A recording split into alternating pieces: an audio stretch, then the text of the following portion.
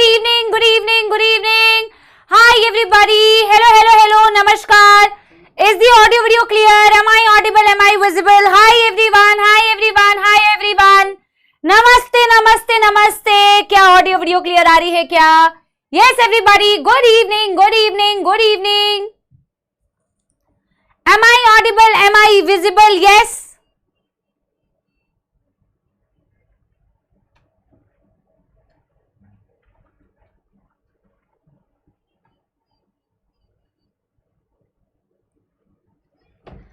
Audio video clear है? Yes everybody. बहुत शानदार. पहले आप बताइए how are you all? How are you all? आप लोग कैसे हैं? कैसे हैं आप लोग? Yes everybody. How are you all? How are you all? बढ़िया. All going well. पढ़ाई कैसी चल रही है? आप लोग कैसे हैं? आप लोग चल रहे हैं या दौड़ रहे हैं? उड़ तो नहीं रहे हैं? हाँ जल्दी बताइए. कुछ लोग तो उड़ते हैं बेटा.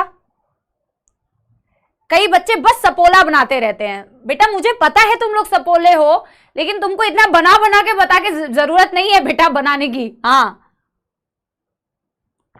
अच्छा, जो बच्चे लिख रहे हैं नॉट गुड मैम, फिर ऐसा मुंह बना रहे हैं. नॉट गुड फिर ऐसा मुंह बना रहे. बेटा क्या हो गया?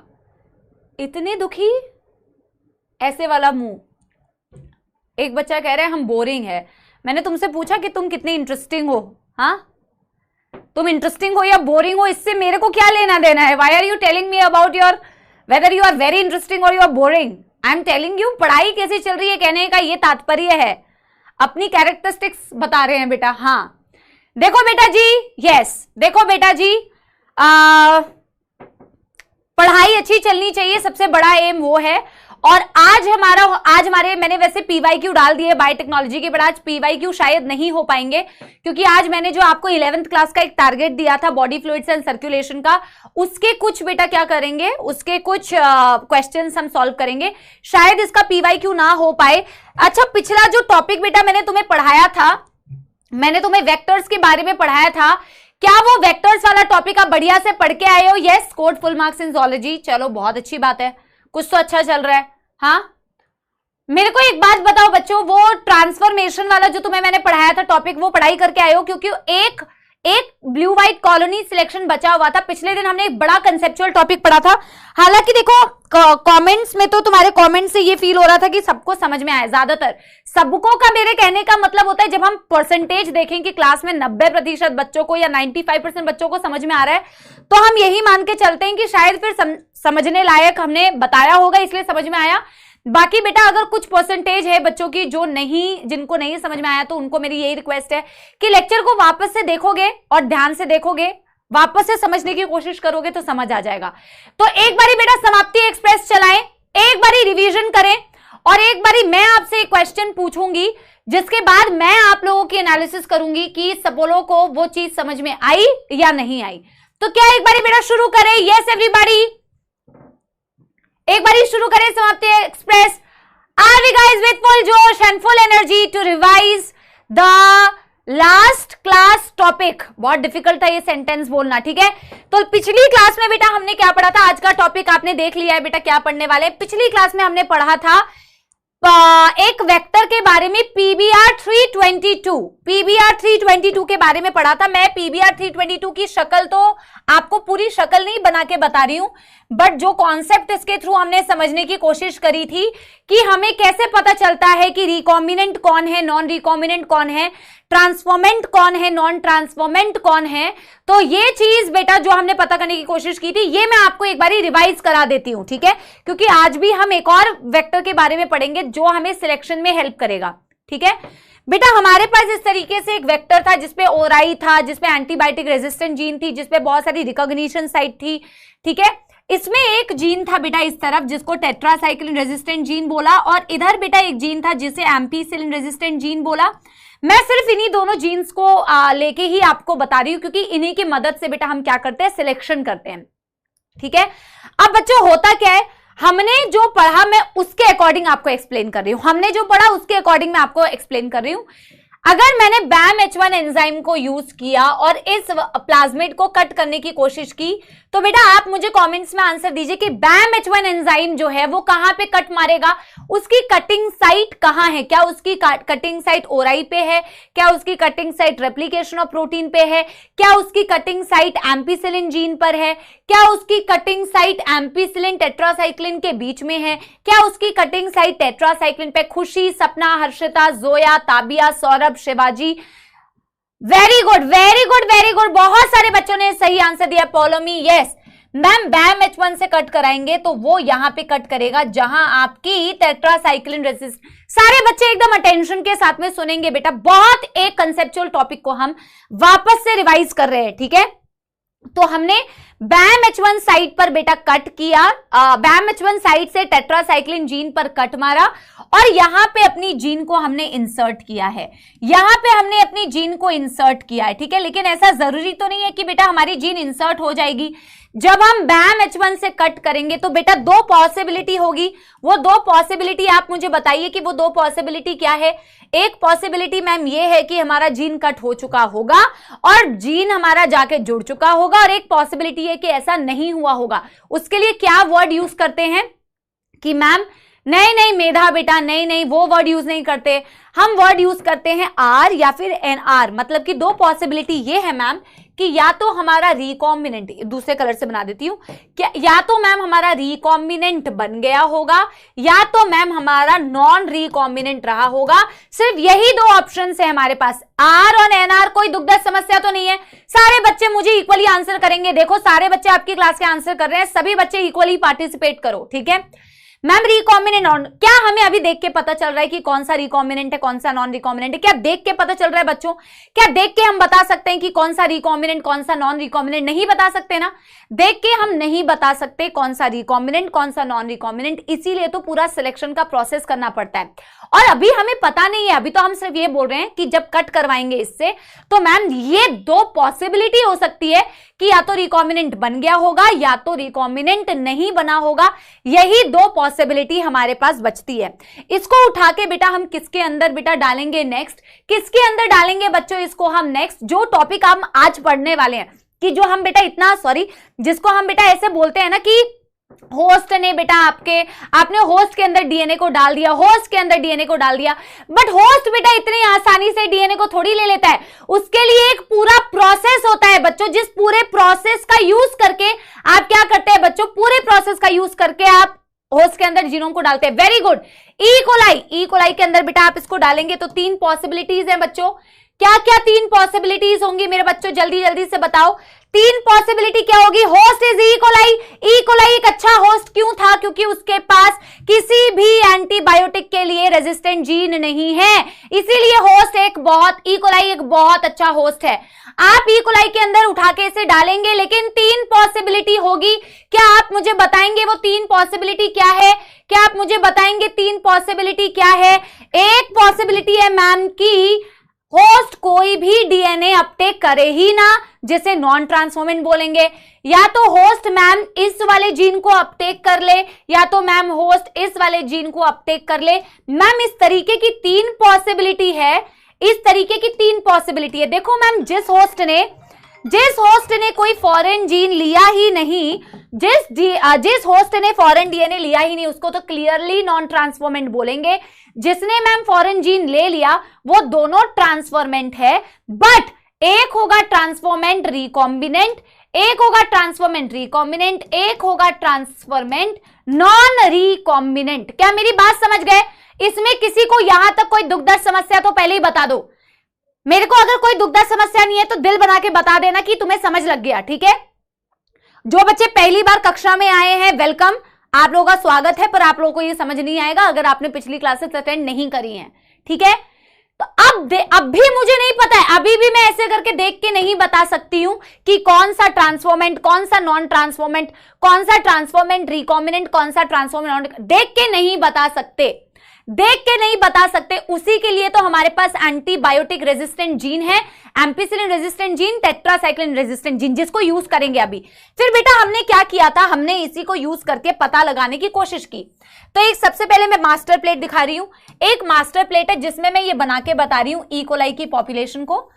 और ई कोलाई मैंने आपको कहा था बेटा ये पॉपुलेशन एक साथ ग्रो करती है, ऐसा नहीं है एक एक ई कोलाई, एक एक ई कोलाई आपको समझाने के लिए मैं बता रही हूं। अब बेटा मैं इसको किस मीडियम में ग्रो करूंगी, मैंने आपको कारण भी बताया था। दो एंटीबायोटिक है हमारे पास, एक है हमारे पास एम्पिसिलिन और दूसरा है बच्चों हमारे पास टेट्रासाइक्लिन। हमारे पास ये दो एंटीबायोटिक है, हम डायरेक्टली टेट्रासाइक्लिन पे नहीं ग्रो करते। एक चीज याद रखो, जिस पे जीन हम कट करके डाल रहे हैं डायरेक्टली उस पे ग्रो नहीं करते, उसका कारण मैं तुम्हें पूरा एक्सप्लेन कर चुकी थी। अगर टेट्रासाइक्लिन के अंदर तुम जीन को कट करके डाल रहे हो तो पहले ही उसमें ग्रो नहीं करोगे, सबसे पहले किस में करोगे बच्चों, सबसे पहले मैम एम्पिसिलिन मीडियम में ग्रो करेंगे। मैम एम्पिसिलिन मीडियम में ग्रो करेंगे तो ये तो नॉन ट्रांसफॉर्मेंट था, ये ट्रांसफॉर्मेंट रिकॉम्बिनेंट, ये ट्रांसफॉर्मेंट नॉन रिकॉम्बिनेंट। तो मैम एम्पिसिलिन मीडियम में ग्रो करते ही सबसे पहले किसकी मृत्यु हो जाएगी, अंजलि बेटा वेरी गुड, सबसे पहले बेटा किसकी मृत्यु हो जाएगी, कौन बेटा मौत के घाट उतर जाएगा, कौन उतरेगा जल्दी बताओ, नॉन ट्रांसफॉर्मेंट मर जाएंगी कि नहीं, यस ये मर जाएगा। काहे मर जाएगा, क्योंकि बेटा ई कोलाई के पास एम्पिसिलिन टेट्रासाइक्लिन के अगेंस्ट कोई रेजिस्टेंट जीन नहीं है, इसीलिए तो एक अच्छा होस्ट था। तो नॉन ट्रांसफॉर्मेंट की तो बैंड बच जाएगी, ये खत्म हो जाएगा यहां से, ये भाई साहब तो मर जाएंगे बेटा, इनको निकाल दो यहां से। एम्पिसिलिन मीडियम में यानी कि जिस चीज का हमने सबसे पहले सिलेक्शन किया वो था selection of transformant from non transformant. Am I right और am I right, am I right और am I right, I am right obviously बेटा। तो एम्पिसिलिन मीडियम में आपको पता चलेगा कि ट्रांसफॉर्मेंट और नॉन ट्रांसफॉर्मेंट कौन है। फिर आप बेटा पता कर सकते हो कि रिकॉम्बिनेंट नॉन रिकॉम्बिनेंट कौन है, क्योंकि अब तो ट्रांसफॉर्मेंट बच गए, ठीक है। तो अब हमें पता करना है इसमें से कौन सा ट्रांसफॉर्मेंट नॉन रिकॉम्बिनेंट, कौन सा रिकॉम्बिनेंट। तो बेटा कोई भी ये गलती नहीं करेगा कि इसी के अंदर हम टेट्रासाइक्लिन डाल दें, ना ना ना ना ना ना, ऐसा नहीं कर सकते। क्यों, क्योंकि इसमें डाल दोगे बेटा तो गड़बड़ हो जाएगी, तो हमें इसकी कॉपी बनानी होती है, रेप्लिका बनानी होती है। एक वुडन ब्लॉक लिया, वुडन ब्लॉक पे इससे बेटा एज इट इज, अगर मैं वुडन ब्लॉक ले रही हूं तो एज इट इज मैं इसको ऐसे चिपकाऊंगी, इस पर बेटा चिपक जाएगी कॉलोनीज, जो यहां पे ग्रो कर रही है वो यहां चिपक जाएगी, जो यहां पे ग्रो कर रही है वो यहां चिपक जाएगी, और इसको एक दूसरे मीडियम में प्लेस कर देना है। ऑफ कोर्स ये भी एक कल्चर मीडियम होगा, लेकिन यहां पे हम टेट्रासाइक्लिन डाल देंगे।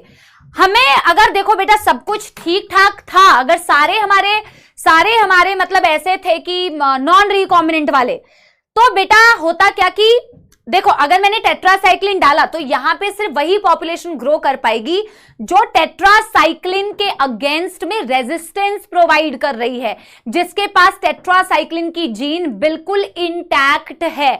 अगर मेरे पास टेट्रासाइक्लिन की जीन बिल्कुल इंटैक्ट है, बिल्कुल ठीक है, तो मैं टेट्रासाइक्लिन मीडियम में सरवाइव कर जाऊंगी, अगर मेरे पास नहीं है तो मैं नहीं सरवाइव कर पाऊंगी।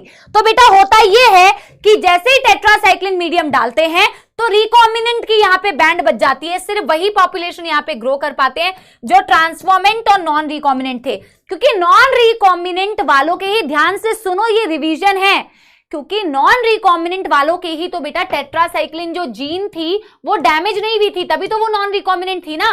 क्या सारे बच्चे बेटा दिमाग लगा पा रहे हैं कि नहीं? नॉन ट्रांसफॉर्मेंट नॉन रिकॉम्बिनेंट वाले रिकॉम्बिनेंट बने ही नहीं ना, उन्हीं की तो वो जीन बिल्कुल ठीक ठाक थी, रिकॉम्बिनेंट वालों की तो कट लगा के तुमने डाल दिया ना। पर मैम फिर क्वेश्चन आता है, अगर यहां पर नॉन रिकॉम्बिनेंट वाले जिंदा रहेंगे, हमें नॉन रिकॉम्बिनेंट वालों से तो काम ही नहीं है, हमें तो मैम रिकॉम्बिनेंट वालों से काम है। रिकॉम्बिनेंट फिर मैम कहां से आएगा रिकॉम्बिनेंट? तुम पिछले वाले स्लाइड से उठा के देख लोगे, पिछले वाले स्लाइड मतलब पिछले वाले कल्चर मीडियम पे उसको मार्क करोगे कि भैया यानी कि जो कॉलोनी मेरी यहां ग्रो कर रही है उससे मुझे कोई काम नहीं है, मुझे काम है सिर्फ इससे जो यहां पे ग्रो कर रही है, मैं उसको उठाऊंगी और उसको अलग से grow करवाऊंगी।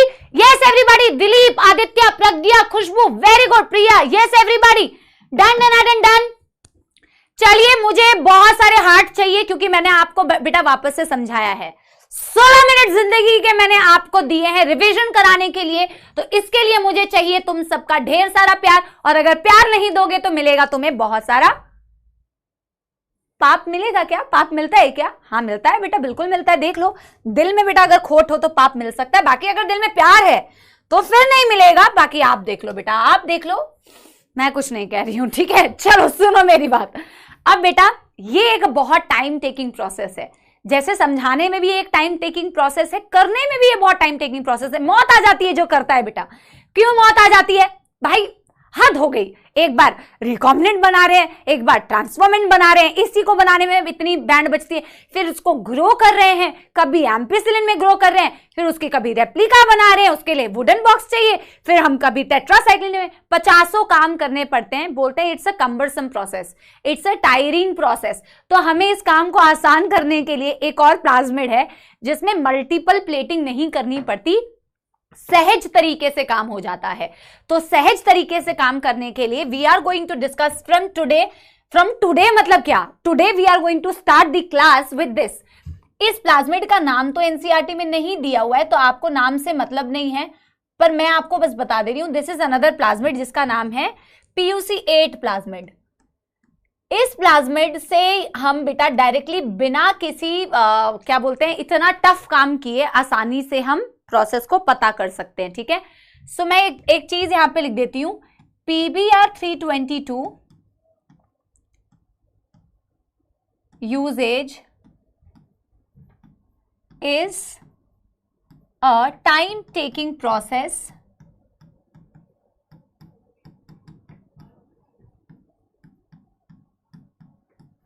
to differentiate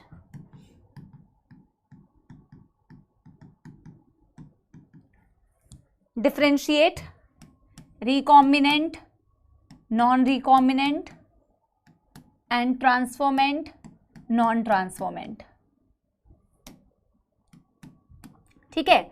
we use PUC8 which uses color to help us understanding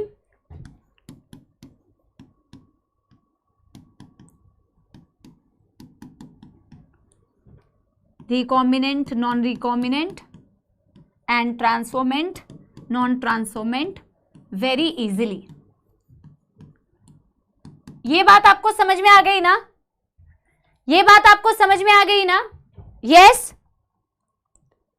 पहले आप इसे नोट करो, हम इसका एक डायग्राम बनाएंगे। अगेन बेटा लाइक आई सेड, एनसीईआरटी जो है ना बच्चों, एनसीईआरटी जो है ना, इसने इसका नाम मेंशन किया है ना इसने इसका डायग्राम मेंशन किया है, बट इसका पूरा बेटा पूरा वर्किंग एक्सप्लेन किया हुआ है, ठीक है।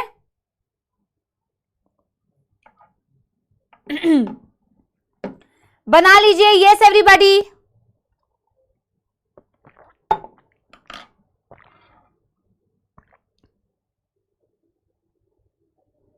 Done done done done done done done done.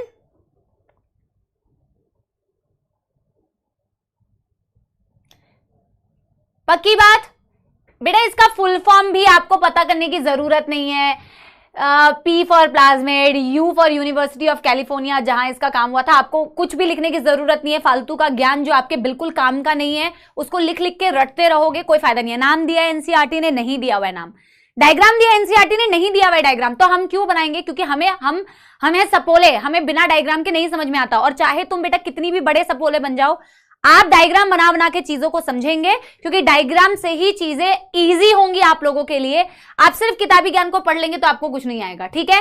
Yes, तो हम इसका डायग्राम बना के बेटा इसका प्रोसेस समझेंगे कि किस तरीके से ये आसानी से बता पाता है। ये कलर प्रोड्यूस करके हमें बता देता है। हमें इतनी बार मल्टीपल टाइम प्लेटिंग नहीं करनी पड़ती, रेप्लिका नहीं बनानी पड़ती। ये कलर की हेल्प से ही हमें ये बता देगा एक बारी में कि कौन से ट्रांसफॉर्मेंट, कौन से नॉन ट्रांसफॉर्मेंट, कौन से रिकॉम्बिनेंट, कौन से नॉन रिकॉम्बिनेंट, ठीक है। अभी मैं आपको बताती हूं कौन सा कलर, मैं भी आपको बताती हूं कलर। अरे यार मैं ये क्या कर रही हूं, प्लाज्मिड बनाना है ना पहले, तो बहुत ही इजी है बेटा। देखो तुमने ना जो ज्यादा कंसेप्चुअल तो ये भी है, बट तुमने जब PBr322 पढ़ लिया तो ये तो तुम्हारे बाएं हाथ का खेल है।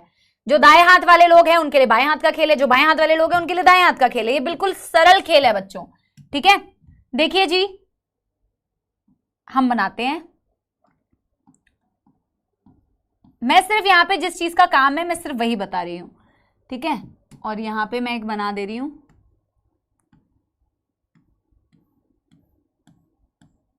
ये मुझे इतना गुस्सा आता है ना, देखना बेटा, आके पिंक यहां पे चिपक गया। बोर्ड को इतनी मौत आती है कि क्या ही बताएं। ठीक है, ये आप बना लो एम्पीसिलिन रेजिस्टेंट जीन, इसमें ओराई फोराई सब है, तभी ये प्लाज्मिड है। मैं ओराई फोराई बना नहीं रही हूं, सिर्फ आपको जो कॉन्सेप्ट है वो बताने की कोशिश कर रही हूं।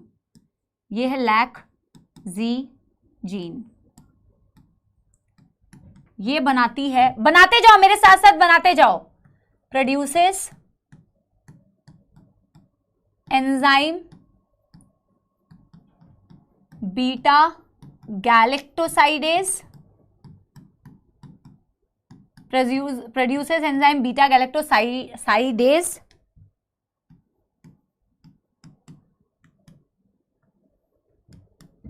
converts X gal substrate into product which is blue in color। मैं एसी का टेम्परेचर थोड़ा सेट करके आती हूं, आप इसको नोट कीजिए। बैक साइड क्या होता है? Black slide. कलर को बेटा COLOR भी लिख सकते हैं, COLOUR भी लिख सकते हैं। ब्रिटिश अमेरिकन इंग्लिश का ज्ञान थोड़ी देंगे बेटा यहां।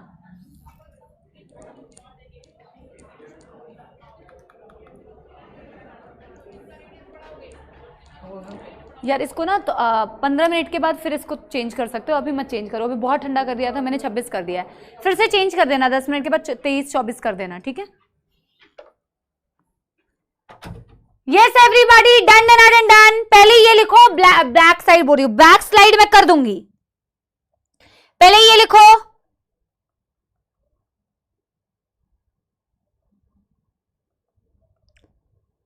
जल्दी जल्दी जल्दी।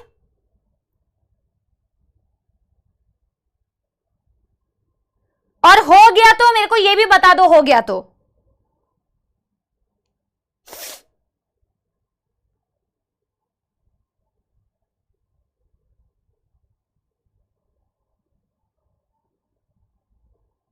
डन डन डन डन हो गया है,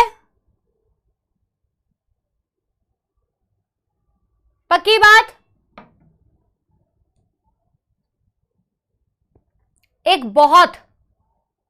एक बहुत ही सिंपल सी बात मैंने लिखी हुई है। यस, हो गया है तो मैं समझाऊं। देखो, this is the diagram of PuC8। Of course ये एक और बेहतरीन प्लाज्मिड है, जिस प्लाज्मिड की मदद से एक ही बारी में with the help of certain colour production, जो हम समझेंगे, हम एक ही बारी में ये पता कर पाते हैं कि ट्रांसफॉर्मेंट नॉन ट्रांसफॉर्मेंट कौन, रिकॉम्बिनेंट नॉन रिकॉम्बिनेंट कौन। ठीक है, मैंने यहां पे इस प्लाज्मिड में एक दो चीजें दिखाई है जो हमारे काम की है। ऑफ कोर्स ये अच्छा प्लाज्मिड क्यों होगा? क्योंकि इसका साइज छोटा होगा, क्योंकि इसके पास ओराई होगी, क्योंकि इसके पास एंटीबायोटिक रेजिस्टेंट जीन होगी यानी सिलेक्टेबल मार्कर्स होंगे, क्योंकि इसके पास क्लोनिंग साइट्स होंगी वगैरह वगैरह, ये सारी पॉइंट्स इसके पास हैं। ठीक है, अब मैं कह रही हूं कि एक साइड में तुम्हें एम्पिसिलिन रेजिस्टेंट जीन दिख रहा है और एक साइड में एक जीन दिख रहा है लैक्जी जीन। ये लैक्जी जीन जो है ना बेटा, यही अभी हमें काम में आएगा। अभी देखना, मैंने लिखा है कि इस प्लाज्मिड में जो ये जीन होती है लैक्जी जीन, इसका एक प्रोडक्ट होता है। जीन है तो बेटा ऑफकोर्स कोई ना कोई प्रोडक्ट अल्टीमेटली सिंथेसाइज करेगी, तो ये बेटा एक चीज को बनाती है, जिस चीज को मैंने लिखा हुआ है बीटा गैलेक्टोसाइडेज। ये किस चीज को बना रही है? Enzyme beta galactosidase.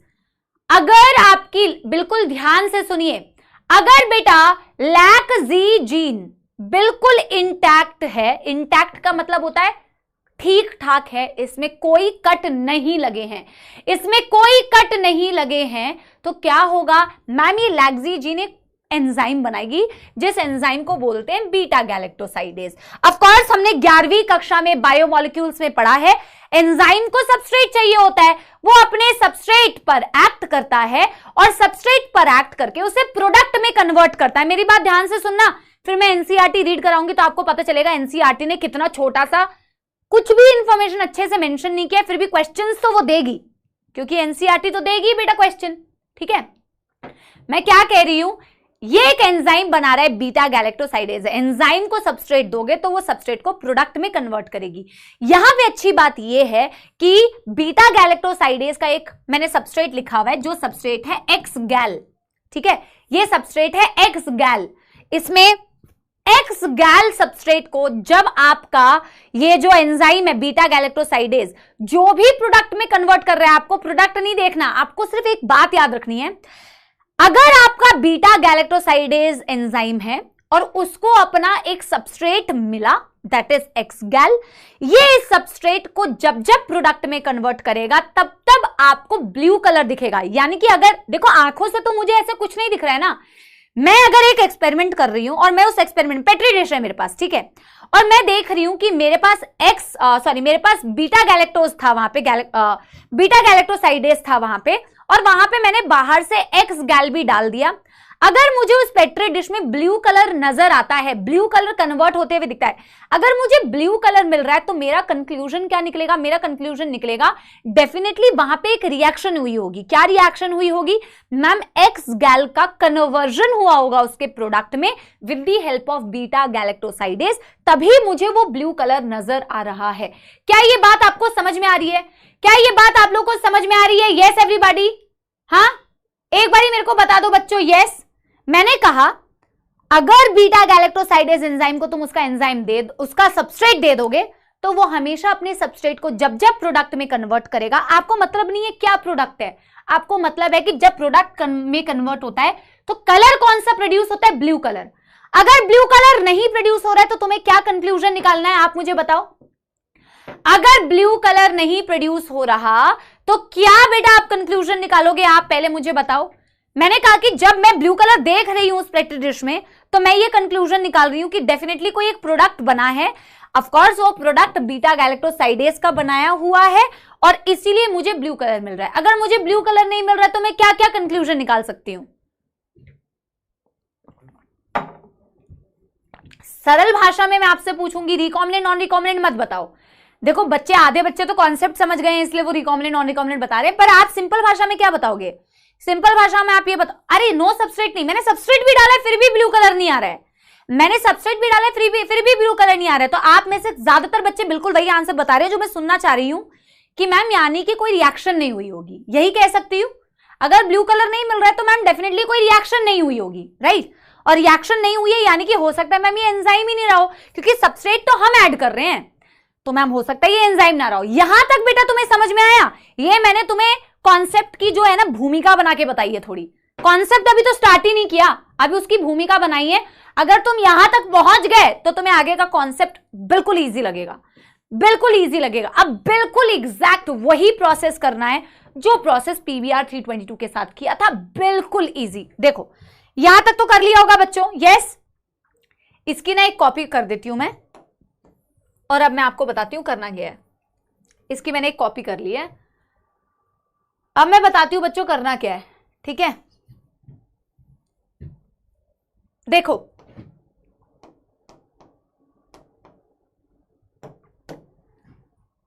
देखो आपको क्योंकि ये बताया नहीं है कि कौन कौन सी रिस्ट्रिक्शन एंजाइम्स है, कहां कहां उनकी कटिंग साइट्स है, डायग्राम ही नहीं दिया हुआ, तो आपको उससे मतलब नहीं है। मैं सिंपल भाषा में ये कह रही हूं, मैं सिंपल भाषा में ये कह रही हूं ताकि एनसीईआरटी को आप इजीली समझ पाए। मैं कह रही हूं इस जगह पे मैंने क्या किया, cut with a specific restriction enzyme. आपको तो बताया ही नहीं है कि कौन सी रिस्ट्रिक्शन एंजाइम है, किसकी कटिंग साइट है, कुछ नहीं बताया, ठीक है। अरे सूर्यांश बेटा धन्यवाद। सुनो सुनो, मैंने क्या किया, ये बैक स्लाइड वाले जो बेटा बदतमीजियां कर रहे हो ना, मत करो, झूठे नहीं तो झूठ बोल रहे हो। इतनी देर से तुमने नोट नहीं किया, इतना टाइम दिया था, हाँ। अभी देखो बेटा मैंने क्या किया, cut with the specific restriction enzyme. मैं कर दूंगी बैक स्लाइड यार, स्पैमर स्पैम करने लग जाते हो, बदतमीज ना हो तो। सुनो यहां स्पेसिफिक रिस्ट्रिक्शन एंजाइम से बेटा कट किया मैंने। अब मैं जब कट करूंगी तो आप मुझे एक एक करके स्टेप बताते जाओ। जब कट करूंगी क्या जरूरी है बच्चों, क्या ऐसा जरूरी है कि मेरे पास रिकॉम्बिनेंट बन जाएंगे, या फिर आप मुझे बताओ वापस से बनाना है? ऑब्वियसली वापस से बनाना है, मैंने कॉपी पेस्ट कर लिया है। आप मेरे को बताओ बेटा क्या पॉसिबिलिटी होगी, आप मुझे बताओ बच्चों क्या पॉसिबिलिटी होगी। यस एवरीबॉडी, क्या पॉसिबिलिटी होगी आप मुझे बताओ। Yes, recombinant and non recombinant, right? दो पॉसिबिलिटी है ना बच्चों।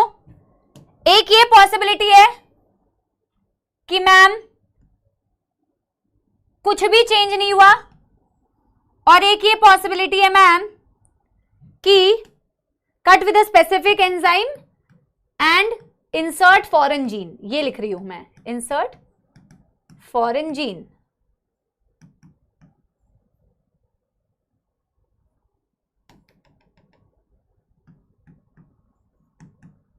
तो आप कह रहे हैं मैम दो पॉसिबिलिटी है। पहले मुझे बताओ इसमें कोई मौत आ रही है ये समझने में कि ये दो पॉसिबिलिटीज हैं, क्या ये समझने में किसी को भी कोई मौत आ रही है? यस। इसको आप क्या बुलाएंगे? इसको आप बुलाएंगे नॉन रिकॉम्बिनेंट, इसको आप बुलाएंगे रिकॉम्बिनेंट। आप मुझे बताइए, अभी देख के तो कुछ पता नहीं चल रहा है, राइट? अभी देख के तो पता नहीं चल रहा है। अंजलि बेटा बनाना है, सारा कुछ बनाना है। ये अंजलि के नाम से कुछ स्पैमर्स भी आते हैं, कुछ जेन्युइन बच्चे भी हैं, समझ नहीं आता। एक दूसरे के नाम को ही तुम बदनाम कर दोगे। डायग्राम फिर से बनाना है, फिर से बनाना है। हम कॉपी पेस्ट कैसे करें? कशिश बेटा नहीं कर सकते हो। अब बेटा हम इसको होस्ट के अंदर डालेंगे कि नहीं? अगेन सेम प्रोसेस है, स्टेप्स बिल्कुल सेम है। हम होस्ट के अंदर डालेंगे तो क्या बेटा होस्ट भी आपको 3 प्रकार के दिखेंगे कि नहीं? आप मुझे बताइए। जब हम इसे उठा के होस्ट के अंदर डालेंगे तो क्या होस्ट भी बेटा हमें मिलेंगे 3 प्रकार के? यस, यस एवरीबॉडी, क्या मिलेंगे? क्या वही कहानी होगी? क्या वही कहानी होगी? यस। तो भैया एक होंगे, बता दो बेटा। और आप ही देखना, आपको लगेगा अरे मैम ये तो बहुत ही आसान था, हमने इतना बड़ा एक कॉन्सेप्ट पढ़ा कि ये तो उसके सामने बहुत ही छोटा सा कॉन्सेप्ट है। क्या मैंने सही बनाया है? आप मुझे ये बता दो बस।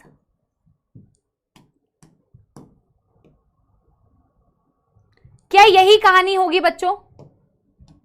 Non transformant, transformant non recombinant, transformant recombinant, yes और नो? ये तो सेम अमन बेटा, यस बिल्कुल सेम प्रोसेस है, पर उससे कहीं ज्यादा इजी, उससे कहीं ज्यादा इजी, उससे कहीं ज्यादा इजी। जल्दी बताओ यस एवरीबॉडी, यस।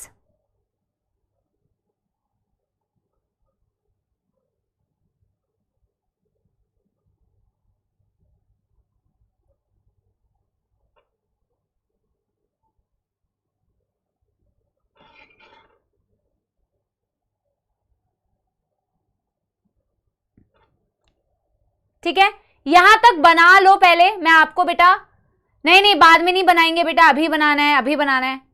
इसको बना लो फिर आगे का प्रोसेस करते हैं, ठीक है? इसको बना लो फिर आगे का प्रोसेस करते हैं।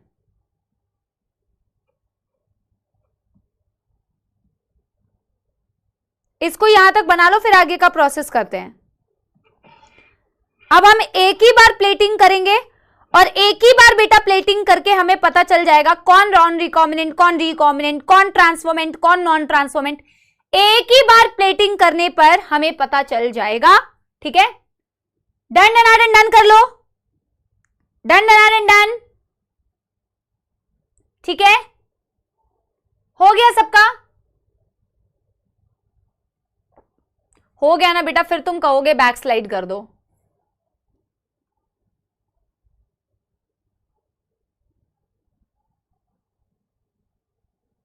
अब बेटा देखो, मैं तो आपको ऐसे करके पढ़ाने के लिए ऐसे ऐसे बता रही हूं ना कि आप रिकॉम्बिनेंट बनाते हैं फिर बेटा इस होस्ट को ऐसे थोड़ी है कि हाथ में लेके तुम बनाते जा रहे हो, हाथ में इकोलाई ग्रो कर रहे हो, ऐसा तो नहीं करेंगे ना बेटा।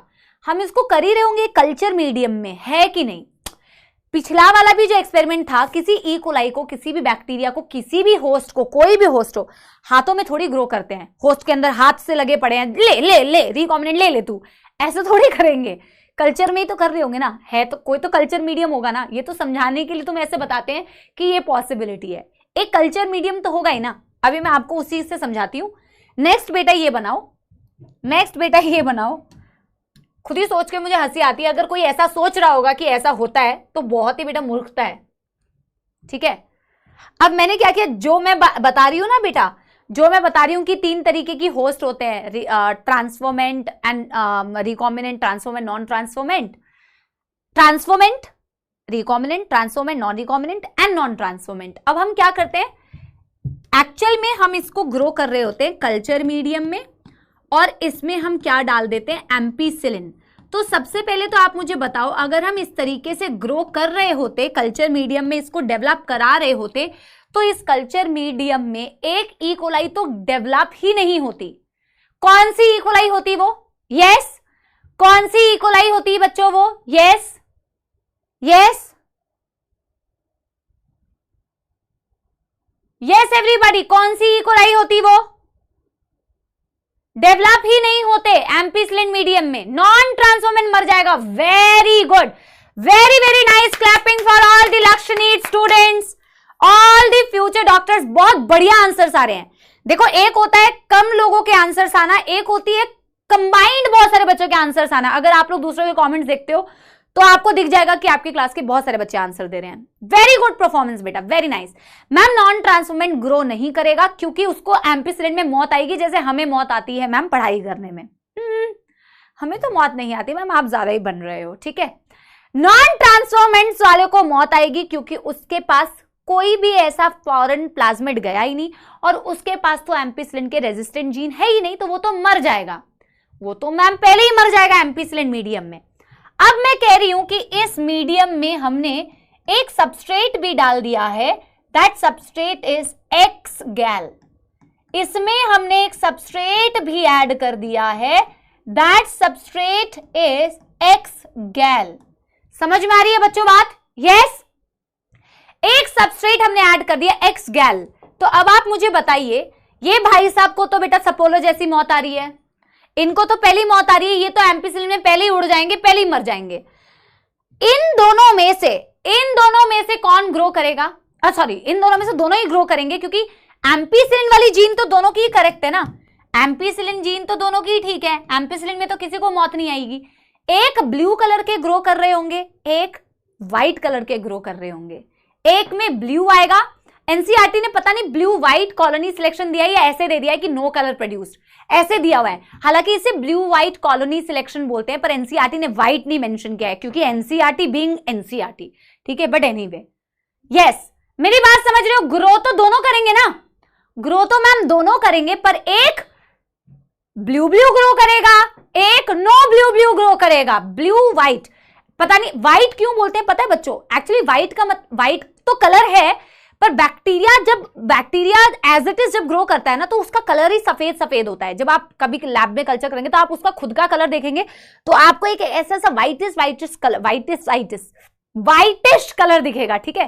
व्हाइट, हाँ, फेस गाना बहुत ही बेकार है बेटा, गाने लायक नहीं है, छोड़ो, ठीक है।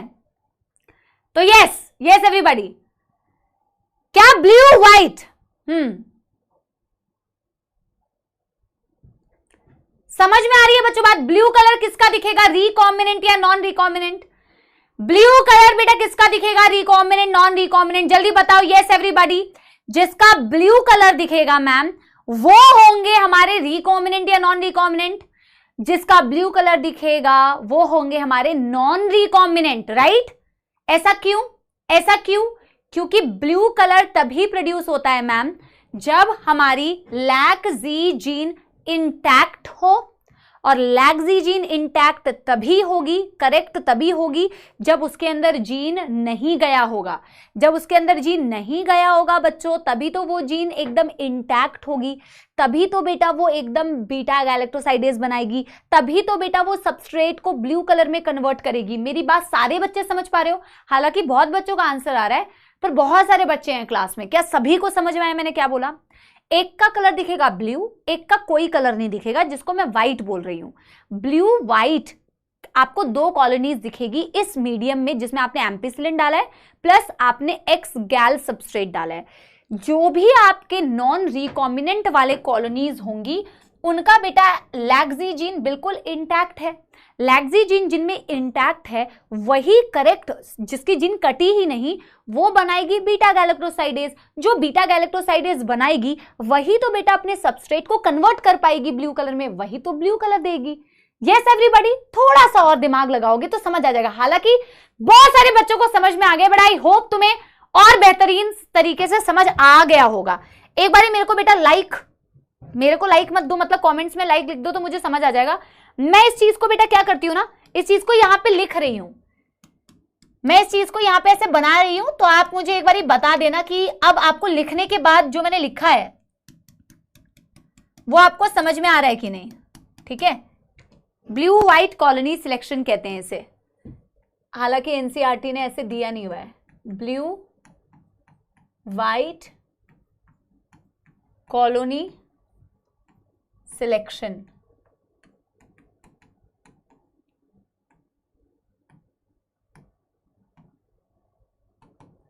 ठीक है, डन डन डन ना, बहुत बढ़िया, शाबाश।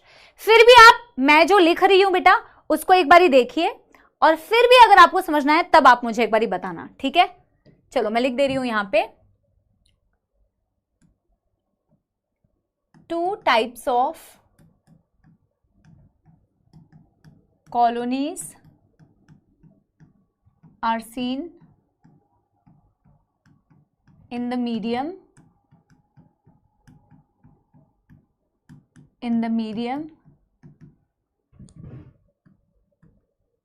blue colonies representing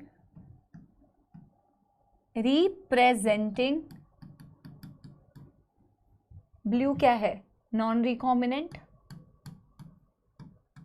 as their lacZ gene is intact and hence produce beta galactosidase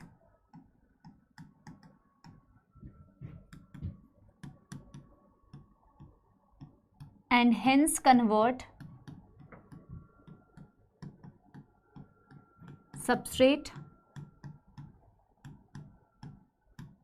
into blue colored product. Another colony which represents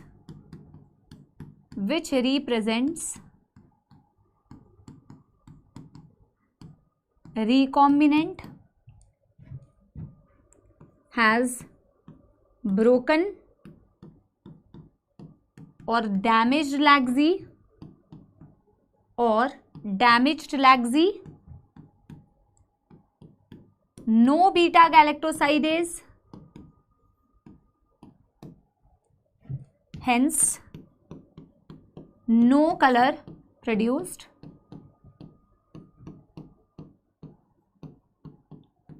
and appears whitish.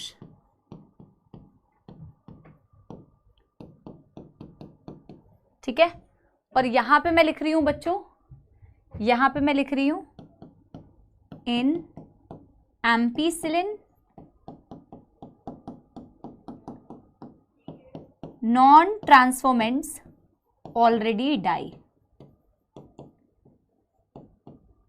as they don't have any resistant gene. इसको एक बारी पढ़ो और मुझे बताओ मौत तो नहीं आ रही। इसको एक बारी पढ़ो और एक बारी मुझे बताओ मौत तो नहीं आ रही। यस एवरीबॉडी,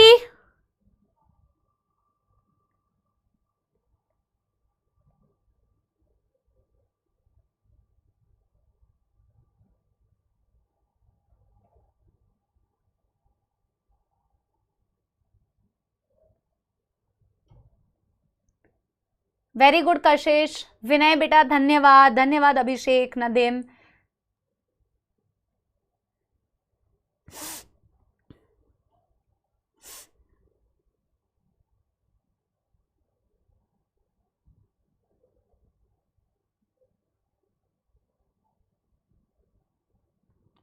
पढ़ लो बेटा, पढ़ लो।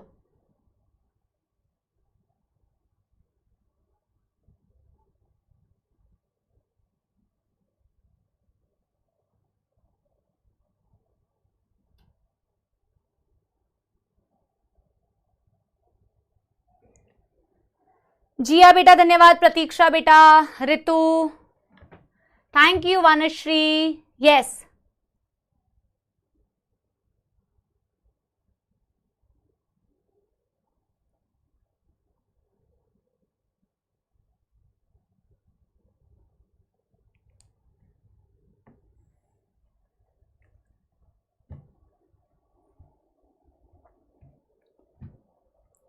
उदय बेटा देखो, अगर मैम को क्यूट बोलने से मार्क्स अच्छे जाते, सिलेक्शन हो जाता तो मैं बहुत बहुत धन्यवाद कहती, ठीक है। लेकिन मैम को खुशी ज्यादा होगी जब सिलेक्शन हो जाएगा, फिर चाहे मैम को आप क्यूट बोले या नहीं बोले। हालांकि मैं बहुत क्यूट हूं, ठीक है। चलो यस एवरीबॉडी, यस एवरीबॉडी, चलो आगे बढ़े। यस एवरीबॉडी, हाँ डन डन डन।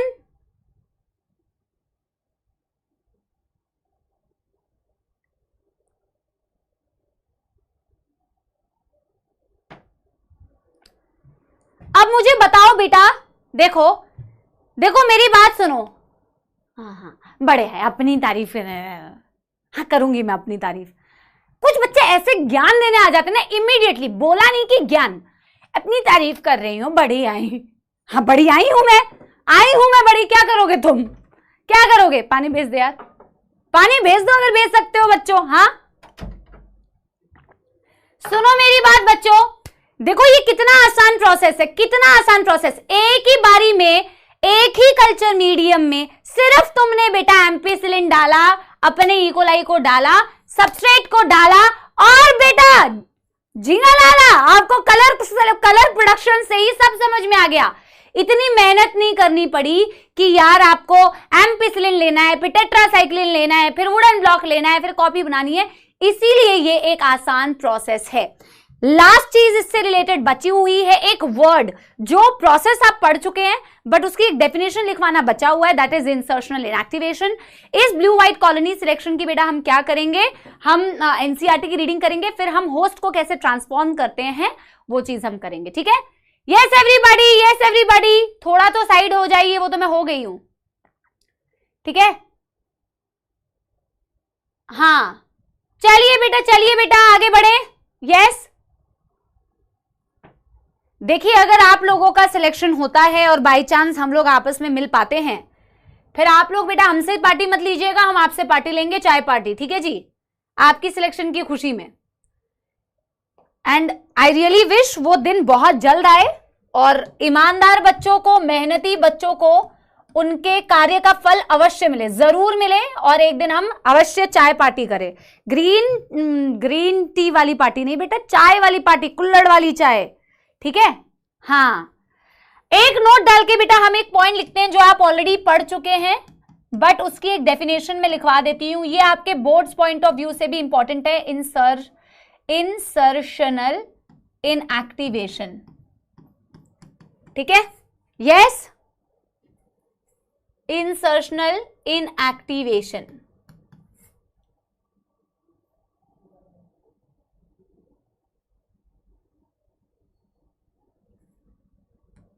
आप लोगों को में से कई लोगों को ये ऑलरेडी पता होगा अगर आप लोगों ने एनसीईआरटी पढ़ा है, नहीं तो मैं तो बताऊंगी, ठीक है। The inactivation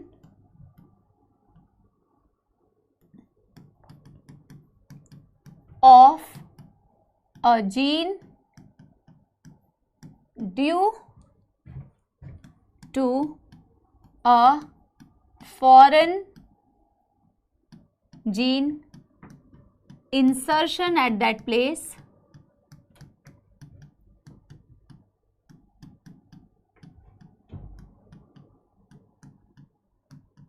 is called as insertional inactivation. Is called, very good, बहुत सारे बच्चे आंसर भी दे रहे हैं। बेटा क्या आपको इस डेफिनेशन से समझ में आ रहा है इंसर्शनल इनएक्टिवेशन का क्या अर्थ होगा?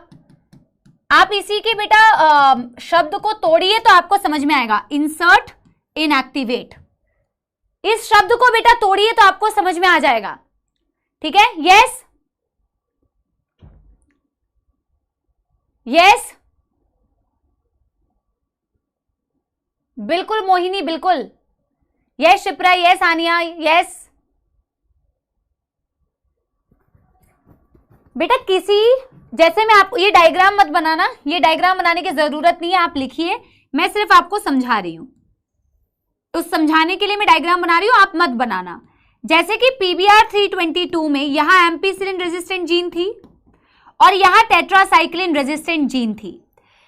इंसर्शनल इनएक्टिवेशन कहता है कि जब आप किसी पर्टिकुलर जीन साइट पर कोई फॉरेन जीन इंसर्ट कर दें, जब आप किसी पर्टिकुलर जीन साइट पर फॉरेन जीन को इंसर्ट कर दें, उस जिस जगह पे आपने उस जीन को इंसर्ट किया है वो जीन इनएक्टिवेट हो जाती है, उसी को इंसर्शनल इनएक्टिवेशन कहते हैं। मिसबा बेटा very good, very very nice, yes, देखो very good very good.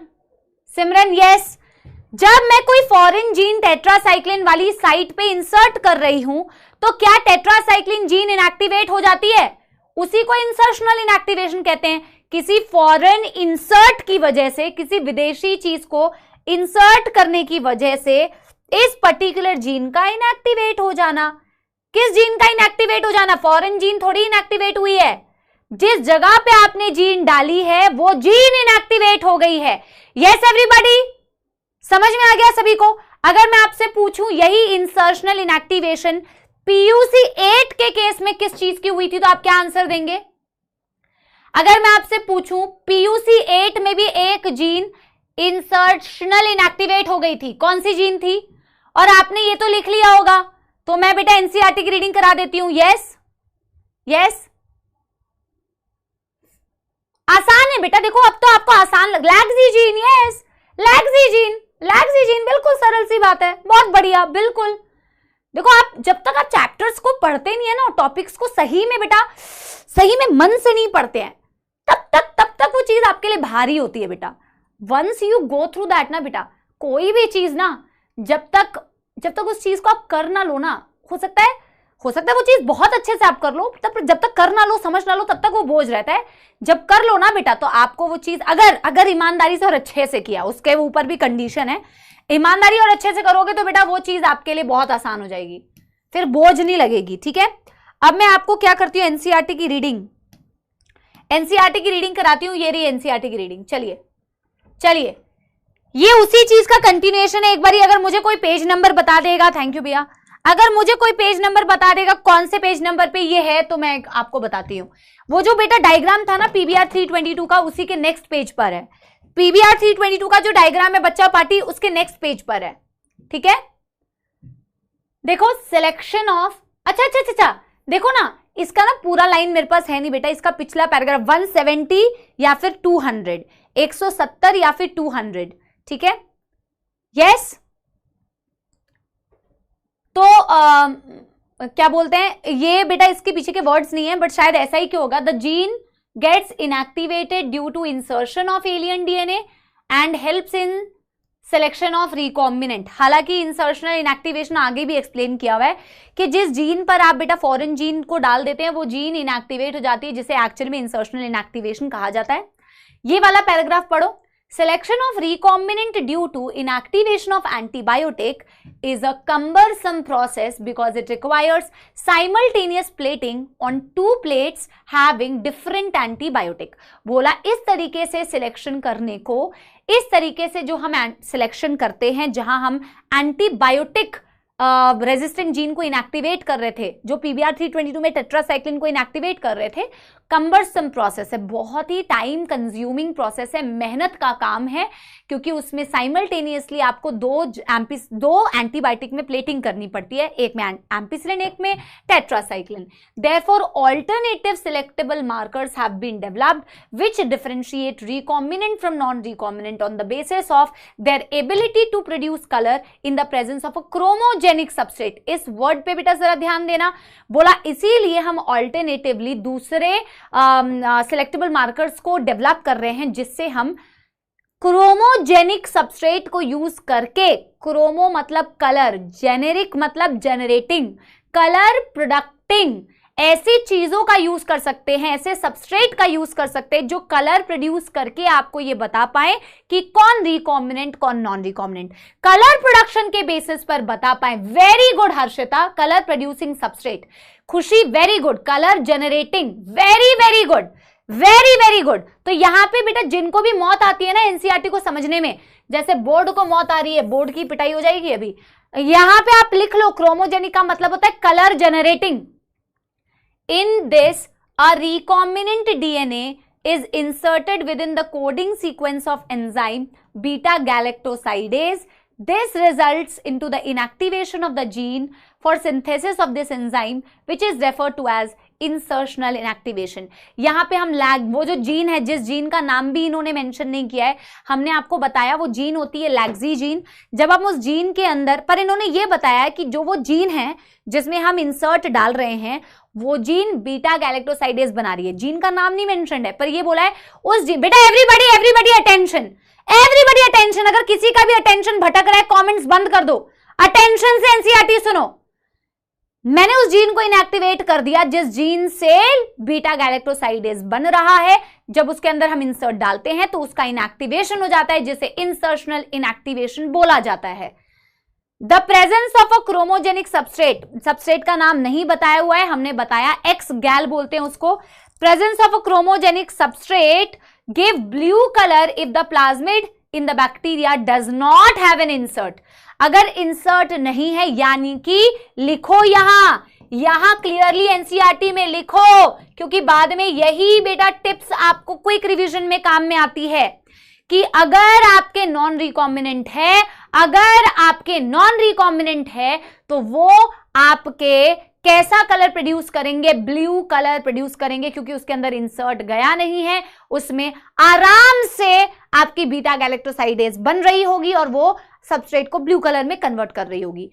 Presence of an insert results in inactivation of the beta galactosidase gene and the colony do not produce any color and are identified as recombinant.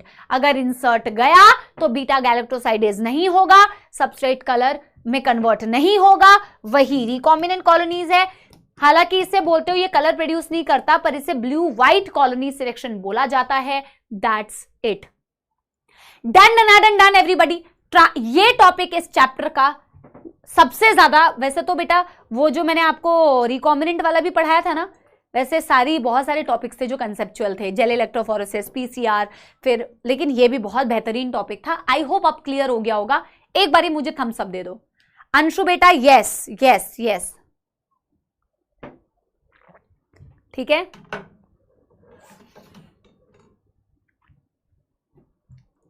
Done, सबको crystal clear हो गया।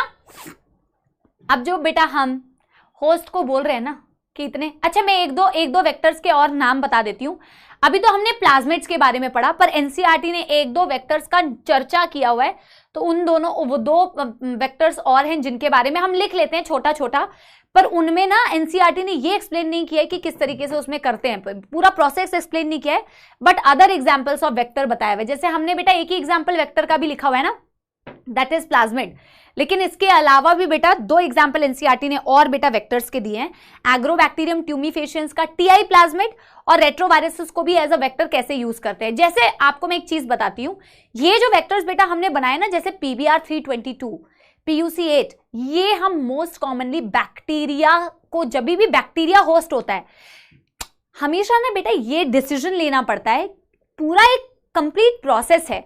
अगर आपको पता है कि मैं host किसे यूज कर रहा हूं, क्या होस्ट एक बैक्टीरिया का सेल है, क्या होस्ट एक एनिमल सेल है, क्या होस्ट एक प्लांट का सेल है, इस चीज पर डिपेंड करेगा कि मेरा वेक्टर क्या होगा। क्योंकि प्लांट सेल्स अगर होस्ट हैं तो उसके लिए हम एक डिफरेंट वेक्टर यूज करते हैं। एनिमल सेल बेटा अगर एक वेक्टर है, वेरी गुड यार हर्षिता, वेरी नाइस। अगर बेटा अगर प्लांट सेल एक क्या बोलते हैं होस्ट है तो वेक्टर कुछ और होगा, एनिमल सेल है तो वेक्टर कुछ और होगा, बैक्टीरिया है तो वेक्टर कुछ और होगा। बैक्टीरिया के लिए यूजुअली हम बेटा ये वाले वेक्टर्स को यूज करते हैं, प्लांट्स के लिए हम टीआई प्लाज्मिड यूज करते हैं एग्रोबैक्टीरियम ट्यूमिफेशियंस का।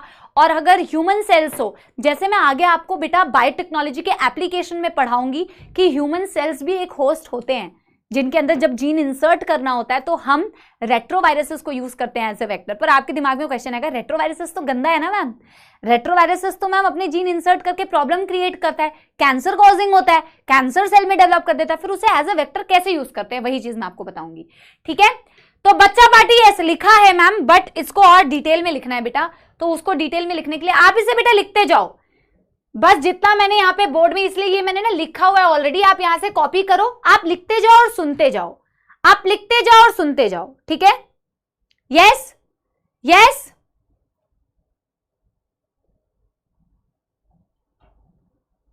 देखिए, यस एवरीबॉडी सुनो सुनो क्या लिखा है हमने, vectors for cloning genes in plants and animals.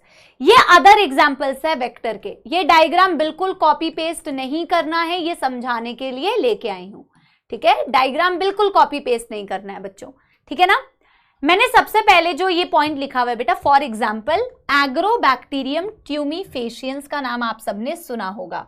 Agrobacterium tumefaciens एक पैथोजन है एक्चुअल में। जैसे रेट्रोवायरसेस भी मैम अच्छी बात थोड़ी है, कोई रेट्रोवायरसेस तो मैम गंदा है, रेट्रोवायरसेस तो डैमेज कॉज करता है, नॉर्मल जीन्स को कैंसरस में कन्वर्ट कर देता है, तो मैम रेट्रोवायरसेस कैसे अच्छा हुआ। ठीक है, तो अभी मैं आपको बताऊंगी। अरे मतलब बेटा वो अपनी जीन को यूज करके अपने जीन को आपके जीन के साथ मॉडिफाई करके आपके जीन में चेंजेस कर सकता है ना रेट्रोवायरसेस, राइट। ठीक है, आपने HIV one of the type of retroviruses पढ़ा है ना बेटा, इट इज अ रेट्रोवायरसेस। ठीक है, अब सुनना मेरी बात, अब सुनना मेरी बात बच्चों। ठीक है, फॉर एग्जाम्पल एग्रोबैक्टीरियम ट्यूमिफेशियंस जो कि एक्चुअल में पैथोजन होता है डाइकॉट प्लांट्स का। हाँ लिखना है, लिखना है, लिखने वाला लिखना है, ये वाला नहीं लिखना है। ठीक है, ठीक है बेटा, एड्स का वायरस है HIV, which is a type of retrovirus because it has genetic material RNA, retrogenetic material होता है, इसलिए उसको आप एक तरीके का रेट्रोवायरस बोलते हो। ठीक है, उसको कॉपी पेस्ट मत करो। यहां सुनो, दूसरी बात बोल रही हूं, सुनो पहले इसके बारे में सुनो। एग्रोबैक्टीरियम ट्यूमिफेशियंस जो कि एक पैथोजन होता है, जब हमने इसकी स्टडी करी तो हमें पता चला कि ये भाई साहब जो हैं इनके अंदर बेटा एक प्लाज्मिड होता है जिस प्लाज्मिड को बोलते हैं TI प्लाज्मिड, जिसको बोलते हैं TI प्लाज्मिड। ठीक है, ट्यूमर इंड्यूसिंग प्लाज्मिड, TI का मतलब होता है ट्यूमर इंड्यूसिंग प्लाज्मिड। ऐसा पाया गया कि ये जो एग्रोबैक्टीरियम ट्यूमिफेशियन है इसका तो अपना एक बैक्टीरियल जीनोम क्रोमोसोमल है, लेकिन एक्स्ट्रा क्रोमोसोमल एक DNA होता है जिसे आप TI प्लाज्मिड बोलते हैं। और इस TI प्लाज्मिड में एक ट्यूमर इंड्यूसिंग एक TDNA होता है जिसे ट्रांसफर DNA बोला जाता है। जब बेटा आप इसको एज अ इंडिविजुअल स्टडी कर रहे हो तो आपको पता चलता है कि ये अपने आप, इसके पास ये पोटेंशियल होता है कि ये नॉर्मल सेल में प्रॉब्लम क्रिएट कर सकता है, क्योंकि ये अपने TI प्लाज्मिड की मदद से इस TDNA को ट्रांसफर कर सकता है अपने आप, किसके अंदर बेटा, डाइकॉट प्लांट्स के अंदर, और उसमें पैथोजेनिसिटी कॉज कर सकता है। ठीक है, मेरी बात समझ रहे हो? यस यस अजला बेटा, यस अजला बेटा। आप कमेंट्स मत करो, मैं चैट्स को ना ऑफ कर दूंगी, आप मेरी बात सिर्फ समझो। ठीक है, अब मेरी बात सिर्फ समझो। हमने देखा और फिर हम बेटा देख के ना ऑब्जर्व करके उसे अपने फायदे के लिए यूज करते हैं। हमने देखा नेचुरली भी जब एग्रोबैक्टीरियम ट्यूमिफेशियंस डाइकॉट प्लांट के अंदर अपने TI प्लाज्मिड को यूज करके अपने एक DNA के पार्ट को ट्रांसफर कर पा रहा है, तो क्यों ना हम इसे यूज कर लें एज अ वेक्टर, हम उसको अपने फायदे के लिए यूज कर लें। रेट्रोवायरसेस भी तो यही करता है बेटा, रेट्रोवायरसेस को किसी की मदद की जरूरत नहीं पड़ती है। रेट्रोवायरसेस क्या करता है, रेट्रोवायरसेस बेटा खुद क्या करता है, अपने जीनोम को आपके जीनोम के साथ में अटैच करने की कैपेबिलिटी रखता है, यस और नो, यस और नो। वैसे ही बच्चों टीआई प्लाज्मिड जो आपके एग्रोबैक्टीरियम का है, इसके पास भी ये पोटेंशियल है कि ये खुद से ये काम कर सकता है। Just like retroviruses animal cells के अंदर बेटा इस तरीके से इन्फेक्शन कॉज कर सकते हैं, अपने आप अपना जीन इंसर्ट करके अपने जीन को जिस होस्ट के अंदर वो गए उसके जीन का पार्ट बना सकते हैं। तो क्यों ना हम इसको अपने बेनिफिट के लिए यूज करें, पर हम इसको ऐसे यूज करें कि हमारा काम तो हो जाए इनको एज अ वेक्टर यूज करने का, बट ये जिस भी होस्ट के अंदर हम इसको यूज कर रहे हैं एज अ वेक्टर, उसमें बीमारी ना कॉज कर पाए। क्या मेरी बात समझ गए? यस एवरीबॉडी, क्या मेरी ये बात समझ पाए? बेटा मैं चैट्स ऑफ कर दूंगी, पर सारे बच्चे मेरे को, जो पढ़ने वाले बच्चे हैं, मेरे को एक बार थम्स अप करो। ये फालतू की बेटा बात, बेटा पवन बहुत हवा चला रहे हो यार, यहां कह रहे ये एनसीईआरटी में है या नहीं है, तो सारा बेटा तुम ही लोड ले लो, सारा काम तुम ही कर लो। अतिरिक्त होता है तो बताती नहीं हूं, अतिरिक्त ज्ञान है, सारी मेरी टेंशन भी तू ही ले ले, हैं? वही बात बेटा हमने लिखी है यहां पे, that Agrobacterium tumefaciens, a pathogen of several dicot plant, is able to deliver a piece of DNA called TDNA to transform the normal plant cell into a tumor and direct these tumor cells to produce chemicals required by the pathogen। है ना? इस बात को लिखो, फिर इसके आगे क्या लिखना है ये मैं बात बता रही हूं। tDNA is a part of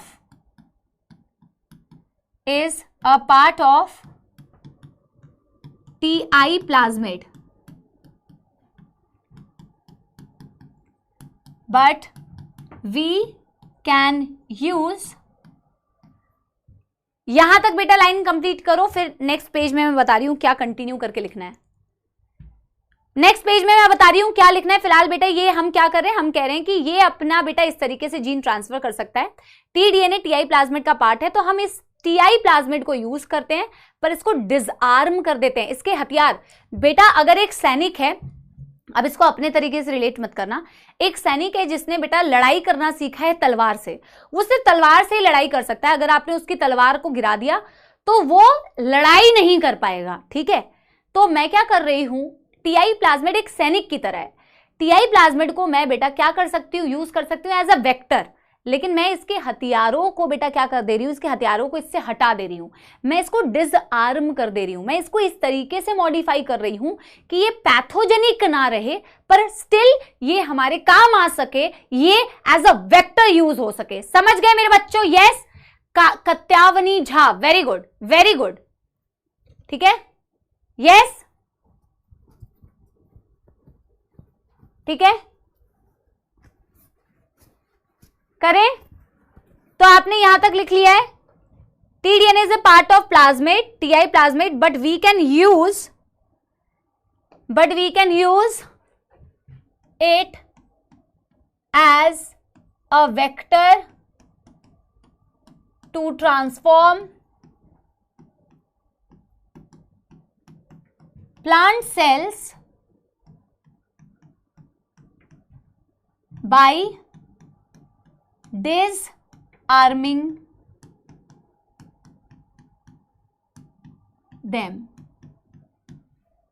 ठीक है, हाँ, very good very good very good. बस इन द सेम वे हम रेट्रोवायरसेस को भी यूज कर सकते हैं। हालांकि रेट्रोवायरस भी हार्मफुल होते हैं, रेट्रोवायरसेस भी डिजीज कॉज कर सकते हैं, प्रॉब्लम कॉज कर सकते हैं, बट हम उसको अपने फायदे के लिए यूज कर सकते हैं भाई। हम उसके हथियारों को हटा देते हैं, उसमें कुछ मॉडिफिकेशन कर देते हैं, और मॉडिफिकेशन करके उसको भी एज अ वेक्टर यूज करते हैं। आपसे सवाल क्या पूछा जाएगा पता है बच्चों? इसका एक सरल कंक्लूजन है। कंक्लूजन ये है, जो आप समाप्ति एक्सप्रेस बोल रहे हैं उसका कंक्लूजन मैं आपको बताती हूं। फुल या प्लाज्मिड, बेटा हम टीआई प्लाज्मिड यूज कर रहे हैं एज अ वेक्टर, एग्रोबैक्टीरियम का टीआई प्लाज्मिड, एग्रोबैक्टीरियम का टीआई प्लाज्मिड यूज कर रहे हैं। पैथोजेनिक मतलब जो पैथोजेनिसिटी कॉज करे, जो बीमारी कॉज करे, ठीक है, ठीक है, यस। अब मैं क्या कह रही हूं, सवाल आएगा, यूजुअली पीबीआर 322 आप किसके ट्रांसफॉर्मेशन के लिए यूज करते हैं? बैक्टीरिया। यूजुअली प्लाज्मिड्स को आप एक्चुअल में बैक्टीरिया के लिए यूज करते हैं, पर टीआई प्लाज्मिड एग्रोबैक्टीरियम का आप यूज करते हैं प्लांट सेल के लिए, रेट्रोवायरसेस को आप यूज करते हैं एनिमल सेल के लिए। उसका कंक्लूजन सिर्फ इतना है, सिर्फ इतना ही सवाल पूछते हैं, इससे ज्यादा कुछ नहीं पूछते हैं, इससे ज्यादा कुछ नहीं पूछते हैं, ठीक है? यस, बस इतना ही पूछते हैं। बहुत दिमाग लगा रहे हो बेटा, अब फटाफट से इसको लिखो। नंबर 2, इसको फटाफट से लिखो, दूसरा वेक्टर, ठीक है? Similarly, retroviruses have also been disarmed and now used to deliver desirable genes into animal cell. इसको किया एनिमल सेल के लिए, उसको किया प्लांट सेल के लिए. So once a DNA fragment has been ligated into a suitable vector, it is then transferred into a bacterial, plant or animal host where it multiplies. Of course, जब आप उसको एक suitable vector के साथ में जोड़ते हो, suitable vector क्या है? यही जो हमने पढ़े, प्लांट के लिए अंदर डालना है एग्रोबैक्टीरियम का टीआई प्लाज्मिड, एनिमल सेल के लिए यूज करना है तो आप यूज करोगे रेट्रोवायरसेस, बैक्टीरिया को ट्रांसफॉर्म करना है, ई कोलाई को ट्रांसफॉर्म करना है तो यूज कर लो आप PBR 322, PUC8, normal plasmids, lab में बनाए हुए प्लाज्मिड्स। डन करो, डन करो। Next topic, transformation of host. Transformation of host, अब नहीं आपकी बात सुनेंगे बेटा, ऐसे तो पढ़ा ही नहीं पाएंगे। Yes, done. Yes, everybody.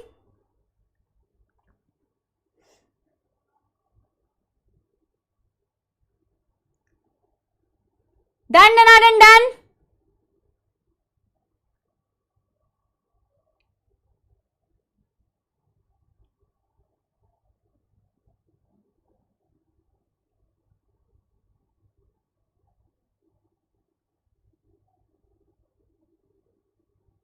मैं आपको टाइम दे रही हूं, आप 2 मिनट का टाइम लीजिए, आप आराम से लिखिए, इस चीज को समझिए, ठीक है?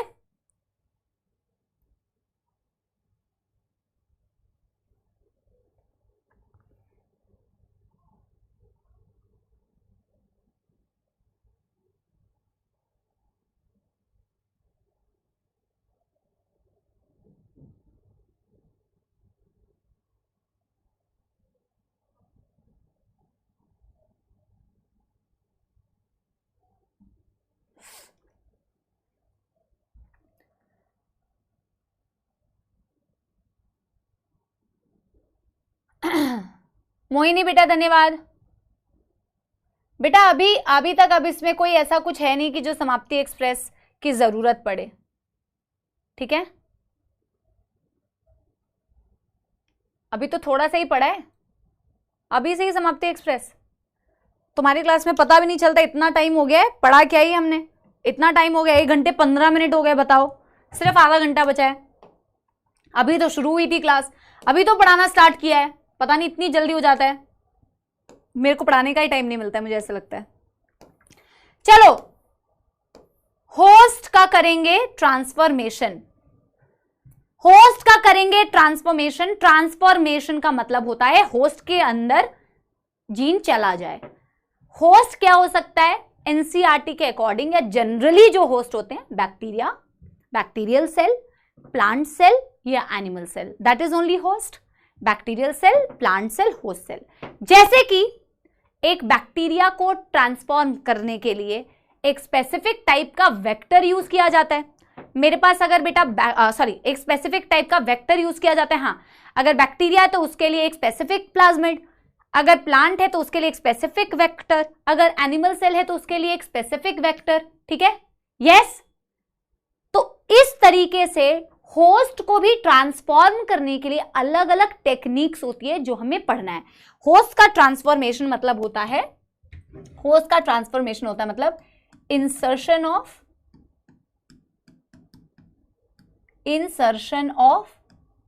The foreign gene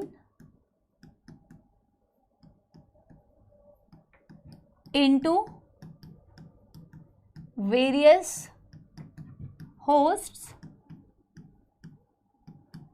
like bacteria, fungi sorry क्या कर रही हूं मैं, बैक्टीरिया, प्लांट और animal cell.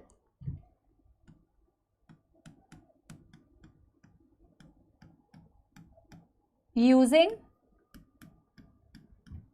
Various techniques.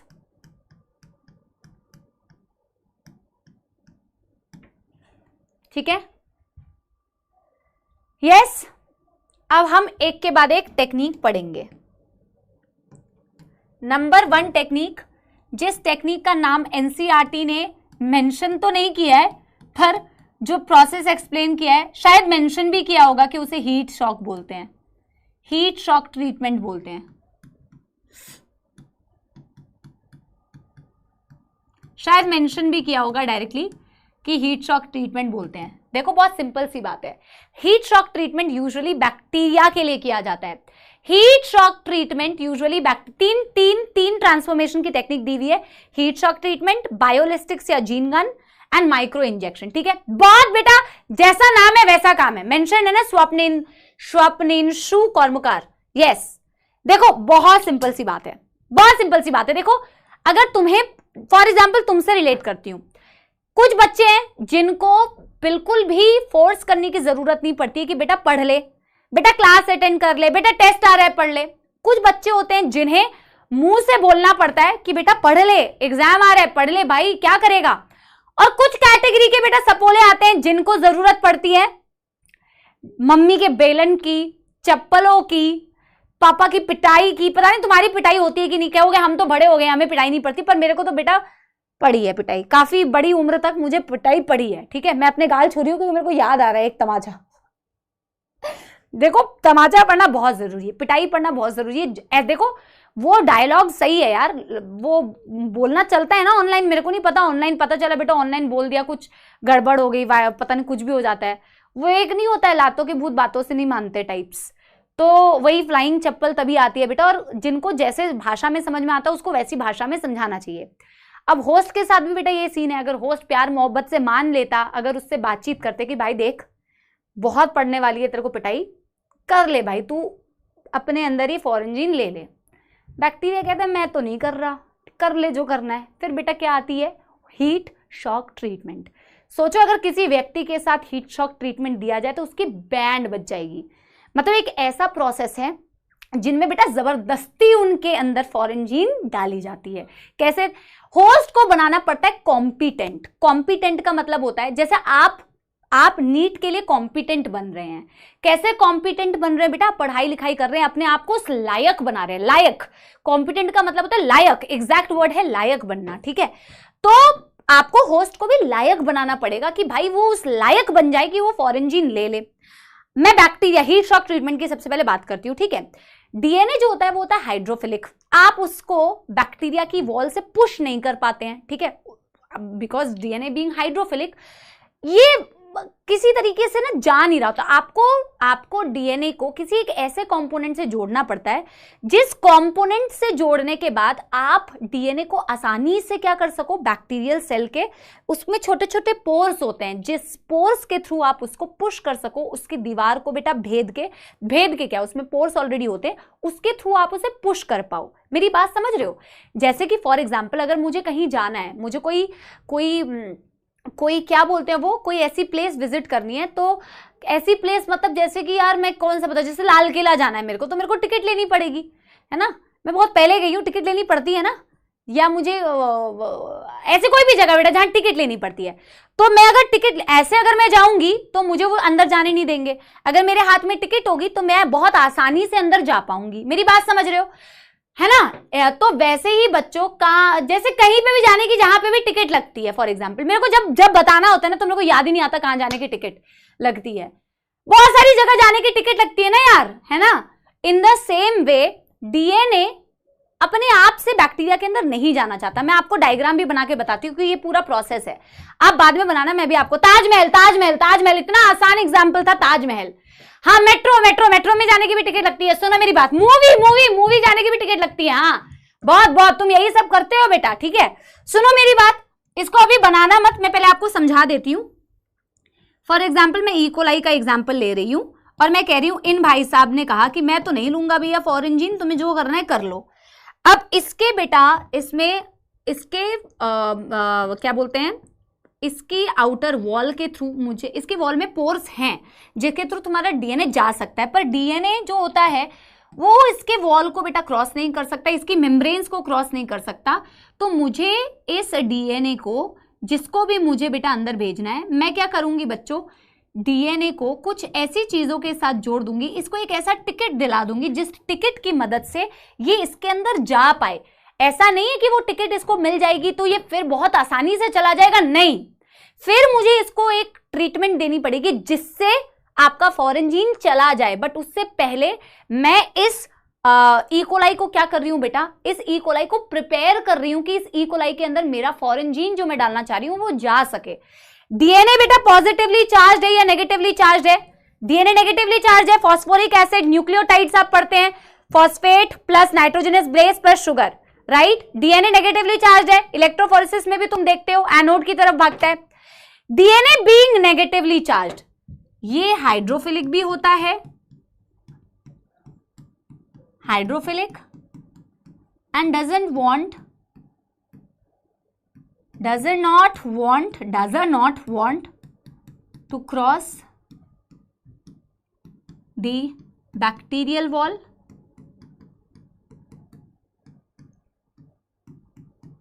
So we add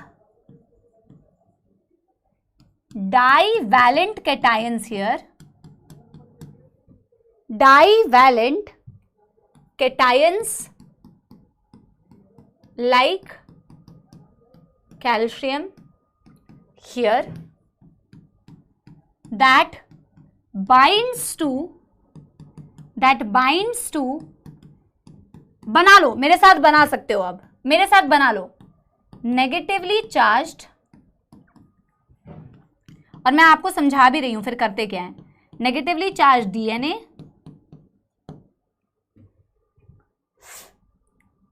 and help in pushing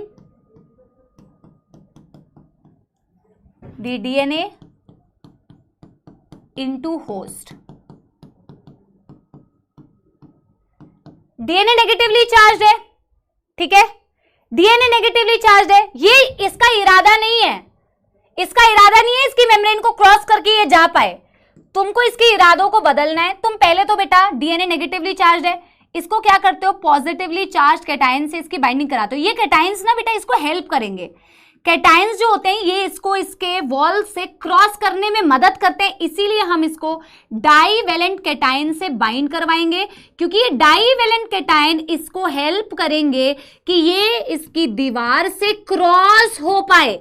लेकिन क्रॉस करेगा कब, करेगा तब जब मैं इस बैक्टीरिया को हीट शॉक ट्रीटमेंट दूंगी, ठीक है। Yes everybody, yes everybody, yes everybody.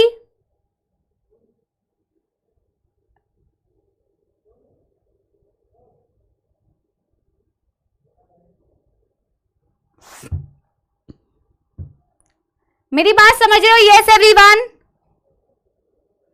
और ये हम करते हैं सिर्फ और सिर्फ बैक्टीरियल सेल के लिए, ये हम करते हैं सिर्फ और सिर्फ बैक्टीरियल सेल के लिए। हम प्लाज्मिड्स का यूज कर रहे हैं, ऑफ कोर्स कर रहे हैं, लेकिन प्लाज्मिड्स को हम यूज कर रहे हैं अपने जीन को बेटा ट्रांसफर करने के लिए। वो बहुत सारी चीजें प्रोवाइड करता है, वो हमें रिकॉम्बिनेंट नॉन रिकॉम्बिनेंट जानने में हेल्प करता है, ओरिजिन ऑफ रेप्लिकेशन प्रोवाइड करता है। आप सीधे जीन को उठा के होस्ट बिना प्लाज्मिड के अंदर जोड़े, बिना वेक्टर के साथ में जोड़े, क्या आप होस्ट के अंदर डाल देंगे तो क्या वो रेप्लिकेट कर लेगा? जिसने भी ये क्वेश्चन पूछा है, सीधा सीधा हीट शॉक ट्रीटमेंट दे दो, एक जीन का पीस उठाओ और उठा के बिना वेक्टर के साथ में जोड़े, बिना प्लाज्मिड के साथ में जोड़े, हीट शॉक ट्रीटमेंट दे दो और अंदर डाल दो उसके, क्या वो रेप्लिकेट कर जाएगा? क्या उसको प्लाज्मिड की जरूरत नहीं पड़ेगी? कैसे पता लगाओगे? एक बच्चा कह रहे हैं मैं हम प्लाज्मिड का यूज कर रहे हैं, फिर हम इस तरीके से इसके अंदर डाल क्यों रहे हैं? प्लाज्मिड तो वेक्टर है भाई। अगर तू डीएनए का पीस जो फॉरेन डीएनए बिना प्लाज्मिड के साथ जोड़े, प्लाज्मिड क्यों यूज कर रहा है? अगर प्लाज्मिड का काम सिर्फ ये है कि अपने जीन को डालना, अरे भाई वो एक मीडियम है जिसके थ्रू तुम इंसर्ट कर रहे हो, बट तुम क्या अपने डीएनए के पीस को सीधे उठा के अगर बैक्टीरिया के अंदर डाल दोगे तो वो रेप्लिकेट कर जाएगा, ट्रांसक्राइब कर जाएगा, ट्रांसफॉर्म कर जाएगा? सिर्फ वही उसका काम है क्या? रिकॉम्बिनेंट नॉन रिकॉम्बिनेंट कैसे पता लगाओगे, ट्रांसफॉर्म एंड नॉन ट्रांसफॉर्म कैसे पता लगाओगे, हीट शॉक ट्रीट। भाई जो मैंने तुम्हें अभी बताया ना कि 3 तरीके की कॉलोनीज बनती है, transformant, transformant non recombinant, transformant recombinant, वो तो मैंने तुम्हें बताया कि इतनी आसानी से बन गई। वो बनाने के लिए ही तो ये सारी चीजें कर रहे हो, वो करने के लिए तो हीट शॉक कर रहे हो। यस, मेरी बात समझ गए? यस एवरीबॉडी, यस, क्या सबको समझ में आया? अब मैं पहले यहां तक आपको क्लियर करवा रही हूं कि हमने एक होस्ट लिया और उस बैक्टीरिया को हमें वी मेक इट कॉम्पिटेंट, हम उसको कॉम्पिटेंट बना रहे हैं, यानी like, by above process, above steps.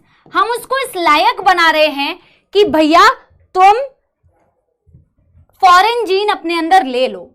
हम इस बैक्टीरिया को इस तरीके से प्लेस करते हैं, डीएनए अपने आप से तो जाना नहीं चाह रहा है, डीएनए अपने आप से जाना ही नहीं चाह रहा है, तो हम इस बैक्टीरिया के आसपास जब डीएनए से इसको ट्रीट करते हैं तो हम सबसे पहले इसको, इस डीएनए को जिसको हमें इंसर्ट करना है, इसको हमने डाइवैलेंट कैटायन से ट्रीट कर दिया, ताकि अब ये भाई साहब इसके अंदर जाने के लिए तैयार हो जाएं, इसके अंदर जाने के लिए तैयार हो जाएं। लेकिन ये इतनी आसानी से ये जाएंगे नहीं।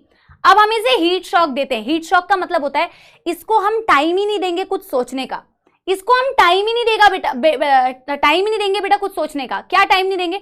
इसको पहले आइस पर रखेंगे, फिर इसको 42, किसको? होस्ट को। होस्ट के साथ में ये जो सारा मामला तुमने किया है ना, होस्ट के आसपास डीएनए लिया है, कैटायंस लिए हैं, इस पूरी चीज को बेटा तुम पहले आइस पे रखोगे, आइस का टेम्परेचर सोचो, फिर तुम इससे हीट करोगे 42 डिग्री सेल्सियस, और फिर से तुम इससे बेटा आइस पे रखोगे। किसी इंसान के साथ में अगर ऐसा ट्रीटमेंट हो तो कैसा होगा? यस, 3rd डिग्री, बिल्कुल 3rd डिग्री टॉर्चर है। इसको तुम वैसे ही टॉर्चर कर रहे हो। पहले तो तुमने बेटा इसके आसपास पूरी भूमिका बनाई, इसको तुमने पता नहीं लगने दिया कि मैंने ऑलरेडी डीएनए को डाइवेलेंट कैटायन से बाइंड करा दिया, ताकि आसानी से ये अंदर जा सके, क्योंकि डीएनए बिना डाइवेलेंट कैटायंस के तो अंदर जाने को रेडी नहीं है, हाइड्रोफिलिक है, वो कतई अंदर नहीं जाएगा। अब वो भूमिका तुमने ऑलरेडी बना के रखी है, पीछे ट्रेलर तुमने पूरा बना के रखा है। फिर तुमने बेटा मौका मिलते ही होस्ट को पहले आइस, फिर हीट, फिर ice, ice heat ice, heat shock treatment. Trauma में आ जाएगा, सोचने का वक्त ही नहीं दिया तुमने। और जैसे ही तुम ऐसा ट्रीटमेंट देते हो तो होस्ट तुम्हारा फॉरेन जीन को ले लेता है। समझ गए? यस एवरीबॉडी, यस, क्या समझ गए मेरी बात? इसी को हीट शॉक ट्रीटमेंट बोलते हैं, इसी को। हाँ, मार्विन करी, never let them know your next move. Yes, और इस तरीके से ये फॉरेन जीन ले लेता है। इस तरीके का ट्रीटमेंट तुम किसके लिए करते हो? इस तरीके का ट्रीटमेंट तुम यूजुअली करते हो आपके बैक्टीरियल सेल के ट्रांसफॉर्मेशन के लिए। क्लियर है बच्चों? यस एवरीबॉडी, इजी और नॉट? इजी और नॉट? यस बेटा, अगर किसी इंसान को दे दिया जाए ना ऐसा ट्रीटमेंट, तो बेचारा इकोलाई, बड़े तुम बेटा एकदम इकोलाई के हमदर्द बने बैठे हो। हाँ, एकदम हमदर्दी आ रही है मुझे, तुमसे हमदर्दी है। एक काम करो, तुम बन जाओ। हाँ, तुम भी करोगे बेटा ऐसा काम। देखो बोलते तो है, मैं अगला स्लाइड कर लूं क्या? अभी जब मैं तुम्हें मैं अगला स्लाइड कर लूं, अगला स्लाइड आपने लिख लिया है तो एक थम्स अप दे दो। जब मैं आपको अगला चैप्टर पढ़ाऊंगी ना, तो मैं तुम्हें एक चीज के बारे में बताऊंगी। फिर बच्चे ना बहुत ऐसे करते हैं, हो मैम बेचारा ऐसे नहीं करना चाहिए। ये जो हम बनाते हैं बेटा ट्रांसजेनिक एनिमल्स, माइस बनाते हैं, माइस के ऊपर एक्सपेरिमेंट करते हैं, कैंसर की टेस्टिंग करते हैं, वैक्सीन की टेस्टिंग करते हैं। मैंने खुद होते हुए देखा है, हमने खुद किया है बीएचयू में। फिर आप लोगों को उस बड़ी वैसा लगता है, इमोशंस आते हैं, ऐसा क्यों करते हैं मैम, बहुत गलत बात है। पर बेटा आप खुद सोच के देखो, मतलब ऑफ कोर्स लोगों के इमोशंस जुड़े होते हैं, वो भी मैं पढ़ाऊंगी आपको, एथिकल इश्यूज। बट बेटा ऑप्शन क्या है, आप खुद सोच के देखो कि या तो हम खुद बेटा रिसर्च में आगे ना जाएं, ऑल्टरनेटिव ऑप्शंस क्या हैं, आप खुद सोच के देखो एक बारी। जिस दिन आप बेटा ऐसा कुछ रिसर्च वर्क करो तो बहुत अच्छी बात होगी। दिस इज फॉलोड बाई, उसके नीचे लिखना बेटा, this is followed by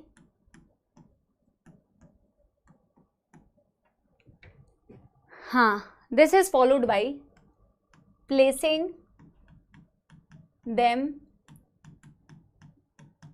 on ice then heat.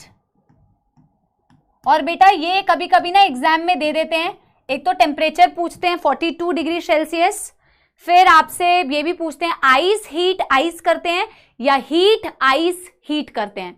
ठीक है, तो आपको ये याद रखना है, ice heat ice, so that they take up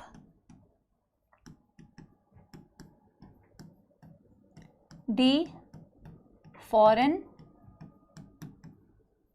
gene। Done डनाडन डन कर लो। इसमें माइस की बहुत सारी डेथ होती है। अरे बेटा 95% ट्रांसजेनिक एनिमल्स जो होते हैं वो माइस ही होते हैं। उसका कारण भी होता है, मैम उसकी डेथ नहीं होगी। अनुराग बेटा ऑफ कोर्स, अगर कैंसर की मेरे को स्टडी करनी है, देखो हम बोलते हैं ना कैंसर से इतने लोग मर रहे हैं, कैंसर का प्रॉपर ट्रीटमेंट नहीं आ रहा है, मैम हर तरीके के कैंसर है, क्या ट्रीटमेंट है। तो बच्चों आप मुझे खुद सोच के बताओ, अगर मुझे स्टडी करना है कि कैंसर बॉडी में किस तरीके से प्रोग्रेस करता है, कैंसर बॉडी के किस किस सेल को डैमेज करता है, तो ह्यूमन पे तो नहीं टेस्ट करेंगे ना, ह्यूमन को तो बेटा नहीं टेस्ट कर सकते ना, ह्यूमन को मॉडल की तरह तो यूज नहीं करेंगे, या करेंगे तो आप बताओ अगर आप ह्यूमन को यूज करोगे। तो ऑप्शन क्या है, आप माइस को इसलिए यूज कर पाते हैं क्योंकि उनका जो क्रोमोसोमल पैटर्न है वो हमसे बहुत कुछ मैच करता है, इसलिए आप उनमें स्टडी करके ना अपने से कंपेयर करने में आसानी होती है, इसलिए आप उस पे करते हैं। ठीक है, तो दैट इज वाई। इसके बारे में बेटा हम अभी क्यों बात कर रहे हैं, तुम तो मेरे को एकदम इमोशंस करके उसी में बहा दे रहे हो और कहानी सुनने के लिए बैठे हो क्या। हाँ चलो नेक्स्ट बेटा, दूसरी लास्ट 2 टेक्निक्स पढ़ा रही हूं, फिर छुट्टी है। ठीक है, चलो चलो यस एवरीबॉडी। अब जैसे ही हम बेटा हीट शॉक ट्रीटमेंट करते हैं किसके लिए, बैक्टीरियल सेल्स के लिए, वैसे ही प्लांट्स के लिए किया जाता है बायोलिस्टिक्स या जीन गन टेक्निक, और एनिमल सेल्स के लिए किया जाता है माइक्रो इंजेक्शन टेक्निक। इसको लिख लेते हैं, बहुत छोटे छोटे से टॉपिक से समझ लेते हैं फटाफट से। ठीक है, यस लिख लें क्या, लिख लें क्या इसे फटाफट से। नंबर 2 टेक्निक पहले लिख लो फिर समझा रही हूं। बायोलिस्टिक्स, बायोलिस्टिक्स जीन गन टेक्निक से 2 बारी क्वेश्चन आया हुआ है और बहुत आसान क्वेश्चन आया हुआ है। पीवाईक्यू करेंगे तो समझ में आएगा, आज तो हो नहीं पाएगा। अगली क्लास का 1 घंटा तो लगेगा बेटा, अगली क्लास का 45 मिनट से 1 घंटा लगेगा टॉपिक कंप्लीट करने के लिए, और फिर हम अगला चैप्टर स्टार्ट करेंगे। ठीक है, बायोलिस्टिक्स या जीन गन टेक्निक, इसमें हम लिखते हैं used to transform plant cells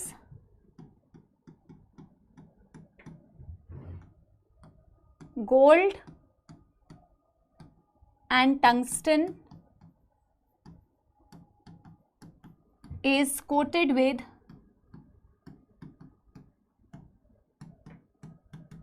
DNA and bombarded with high velocity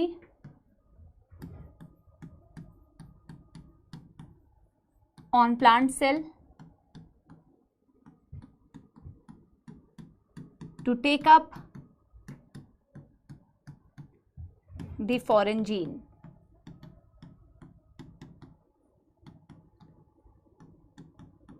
ठीक है, पहले लिख लो फिर समझा दे रही हूं। एंड नंबर 3 माइक्रो इंजेक्शन, सिर्फ बायोरिएक्टर्स वाला एक टॉपिक बचा हुआ है, उसके अलावा सारा हो गया है। माइक्रो इंजेक्शंस, इसको किसके लिए यूज करते हैं, used for animal cell host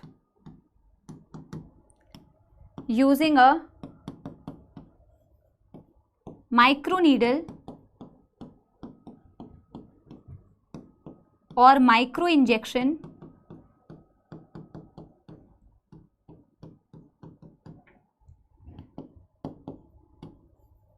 gene is directly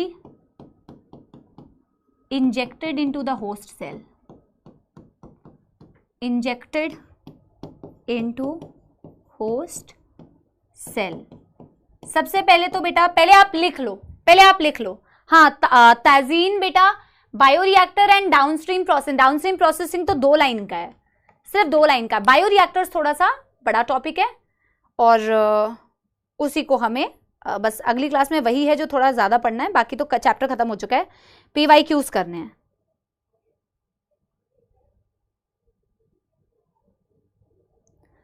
बेटा एक बार इसे लिख लो, ठीक है, फिर मैं आपको समझा देती हूँ, लास्ट है, ठीक है।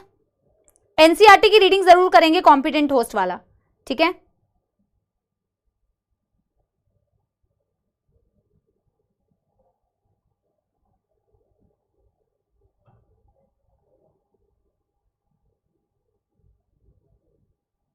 Done done done done.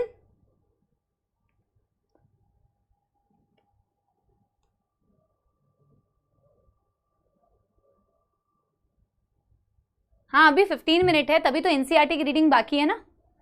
सबसे पहला काम बेटा आपको ये याद रखना है, बायोलिस्टिक्स का दूसरा नाम क्या है? बायोलिस्टिक्स का दूसरा नाम है जीन गन टेक्निक, ठीक है। ऑल्टरनेटिव नाम पता होना चाहिए।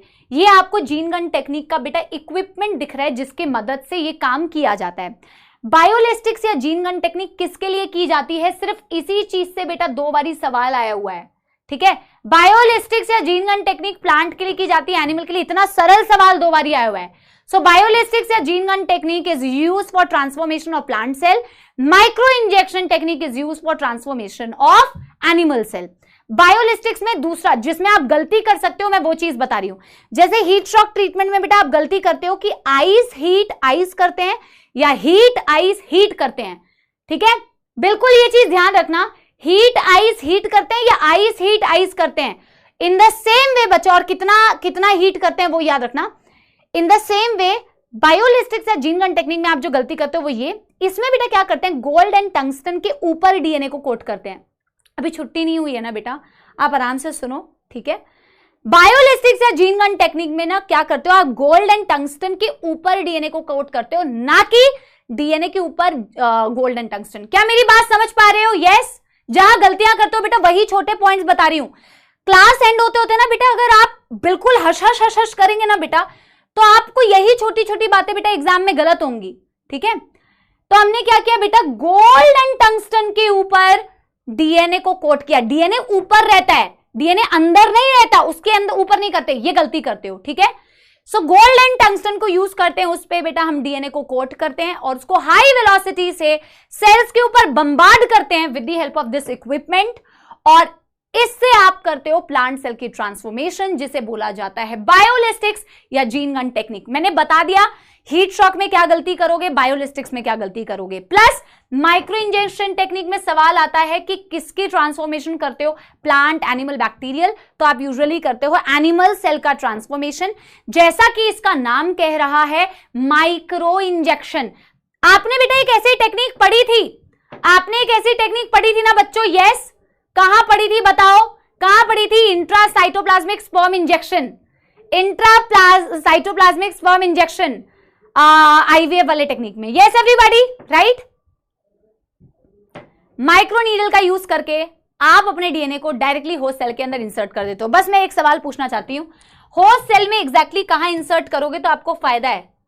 होस्ट सेल में एग्जैक्टली कहां इंसर्ट करोगे तो फायदा है बच्चों? यस, मैंने ये तो बोल दिया, जैसे आपको डायग्राम में दिख रहा है कि माइक्रो इंजेक्शन का, अरे यार डायग्राम में ही बताया हुआ है। चलो बताओ, जल्दी बताओ, कहां इंसर्ट करोगे? क्या न्यूक्लियस में इंसर्ट करेंगे? यस और no? Yes, yes everybody, directly host के न्यूक्लियस के अंदर इंसर्ट करते हैं, राइट, राइट। बेटा मुझे ऐसा लग रहा था कि शायद आज थोड़ी सी ना, मुझे ऐसा लग रहा था कि बहुत ज्यादा कमेंट में ना बहुत ज्यादा हलचल थी।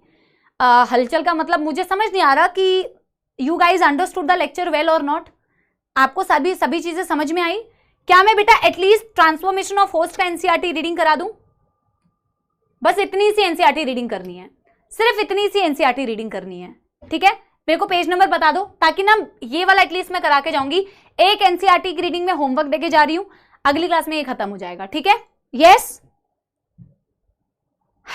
ठीक है, पेज नंबर बता दो। चलो बहुत बढ़िया, बहुत बढ़िया, वेरी गुड। पेज नंबर एक बार बता दो, 170, 170 और क्या है पेज नंबर 200, 2000 लिख रहे हो, 170, 171, 200, 201, ठीक है। Since the DNA is hydrophilic molecule it can not pass through the cell membranes, ठीक है।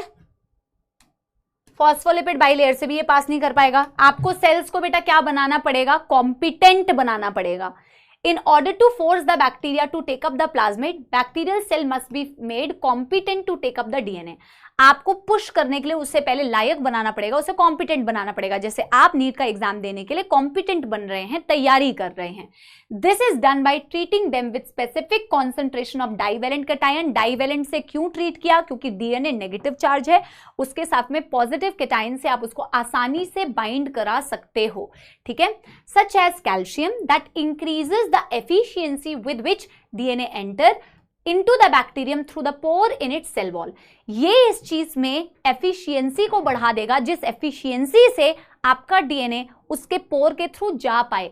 इसकी मदद से एफिशिएंसी बढ़ रही है, बट जाती कैसे है, उसका प्रोसेस क्या है।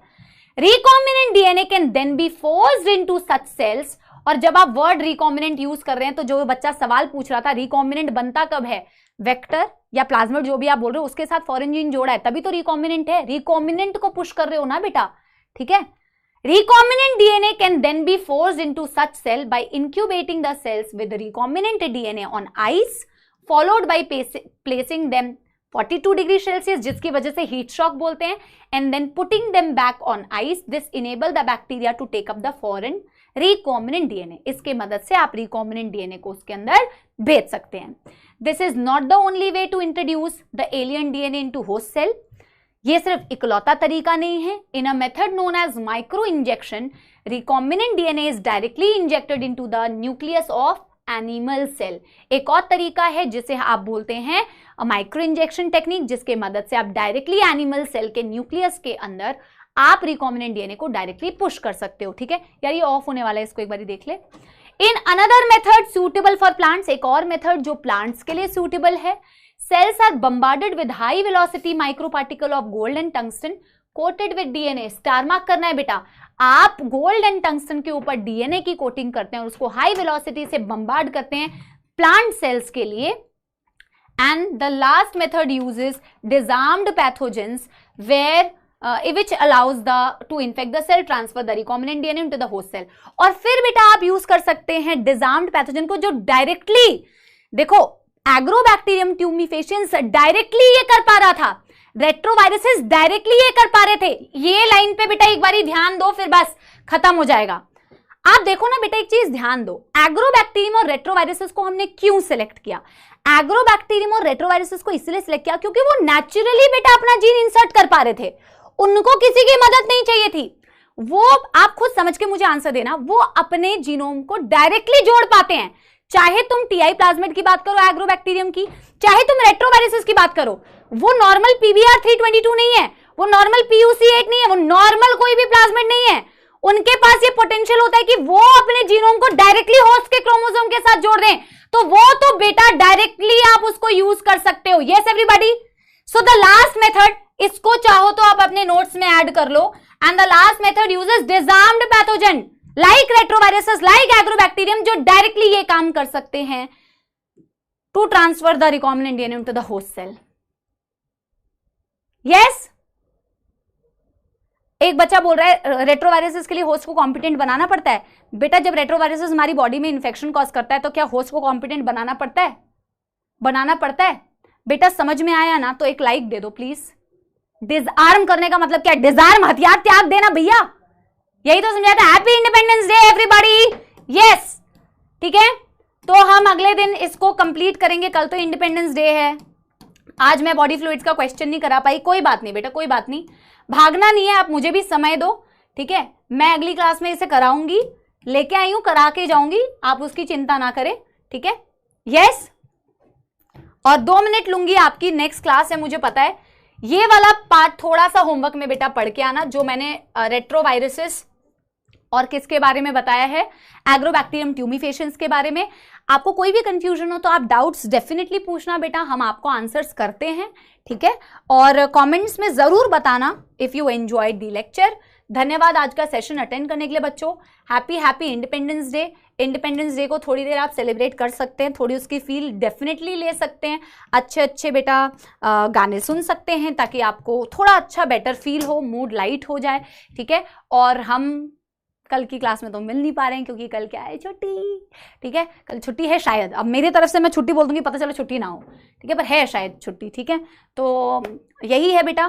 Thank you very much for attending this session. एक देशभक्ति गाना छोटा सा मैं आप लोगों को सुना देती हूँ, जो मैंने अर्जुना के क्लास में भी सुनाया था। फिर सारे अर्जुना और लक्ष्य के बच्चे ना मेरे पीछे पड़ जाते हैं। अच्छा, आप अर्जुना में बोलते हो कि जो मैंने लक्ष्य में सुनाया था वो सुना देती हूँ, और लक्ष्य में बोलते हो जो अर्जुना में सुनाया था वही सुना दे। मैं क्या करूँ, मेरा भी बेटा एक लिमिटेड स्टॉक है ना, कितना स्टॉक होगा मेरे पास, ठीक है।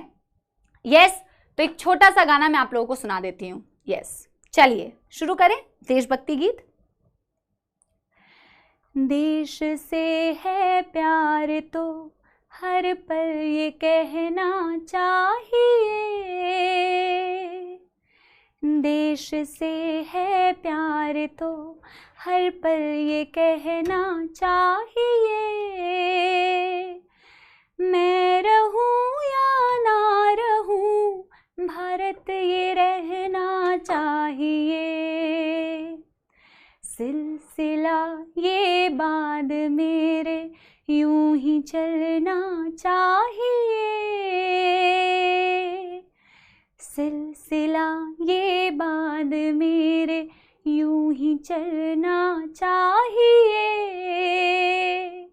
मैं रहूं या ना रहूं, भारत ये रहना चाहिए, भारत ये रहना चाहिए, भारत ये रहना चाहिए।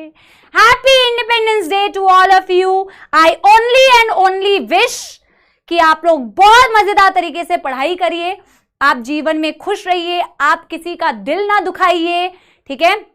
प्यार मोहब्बत से रहिए, अच्छा काम कीजिए, और भगवान आप सबको बहुत खुश रखे, बहुत तरक्की दे और सद्बुद्धि दे, अच्छी बुद्धि दे, अच्छे कार्य करने की बेटा क्षमता दे। I love you all. जय हिंद, जय Bharat, bye bye, thank you, bye.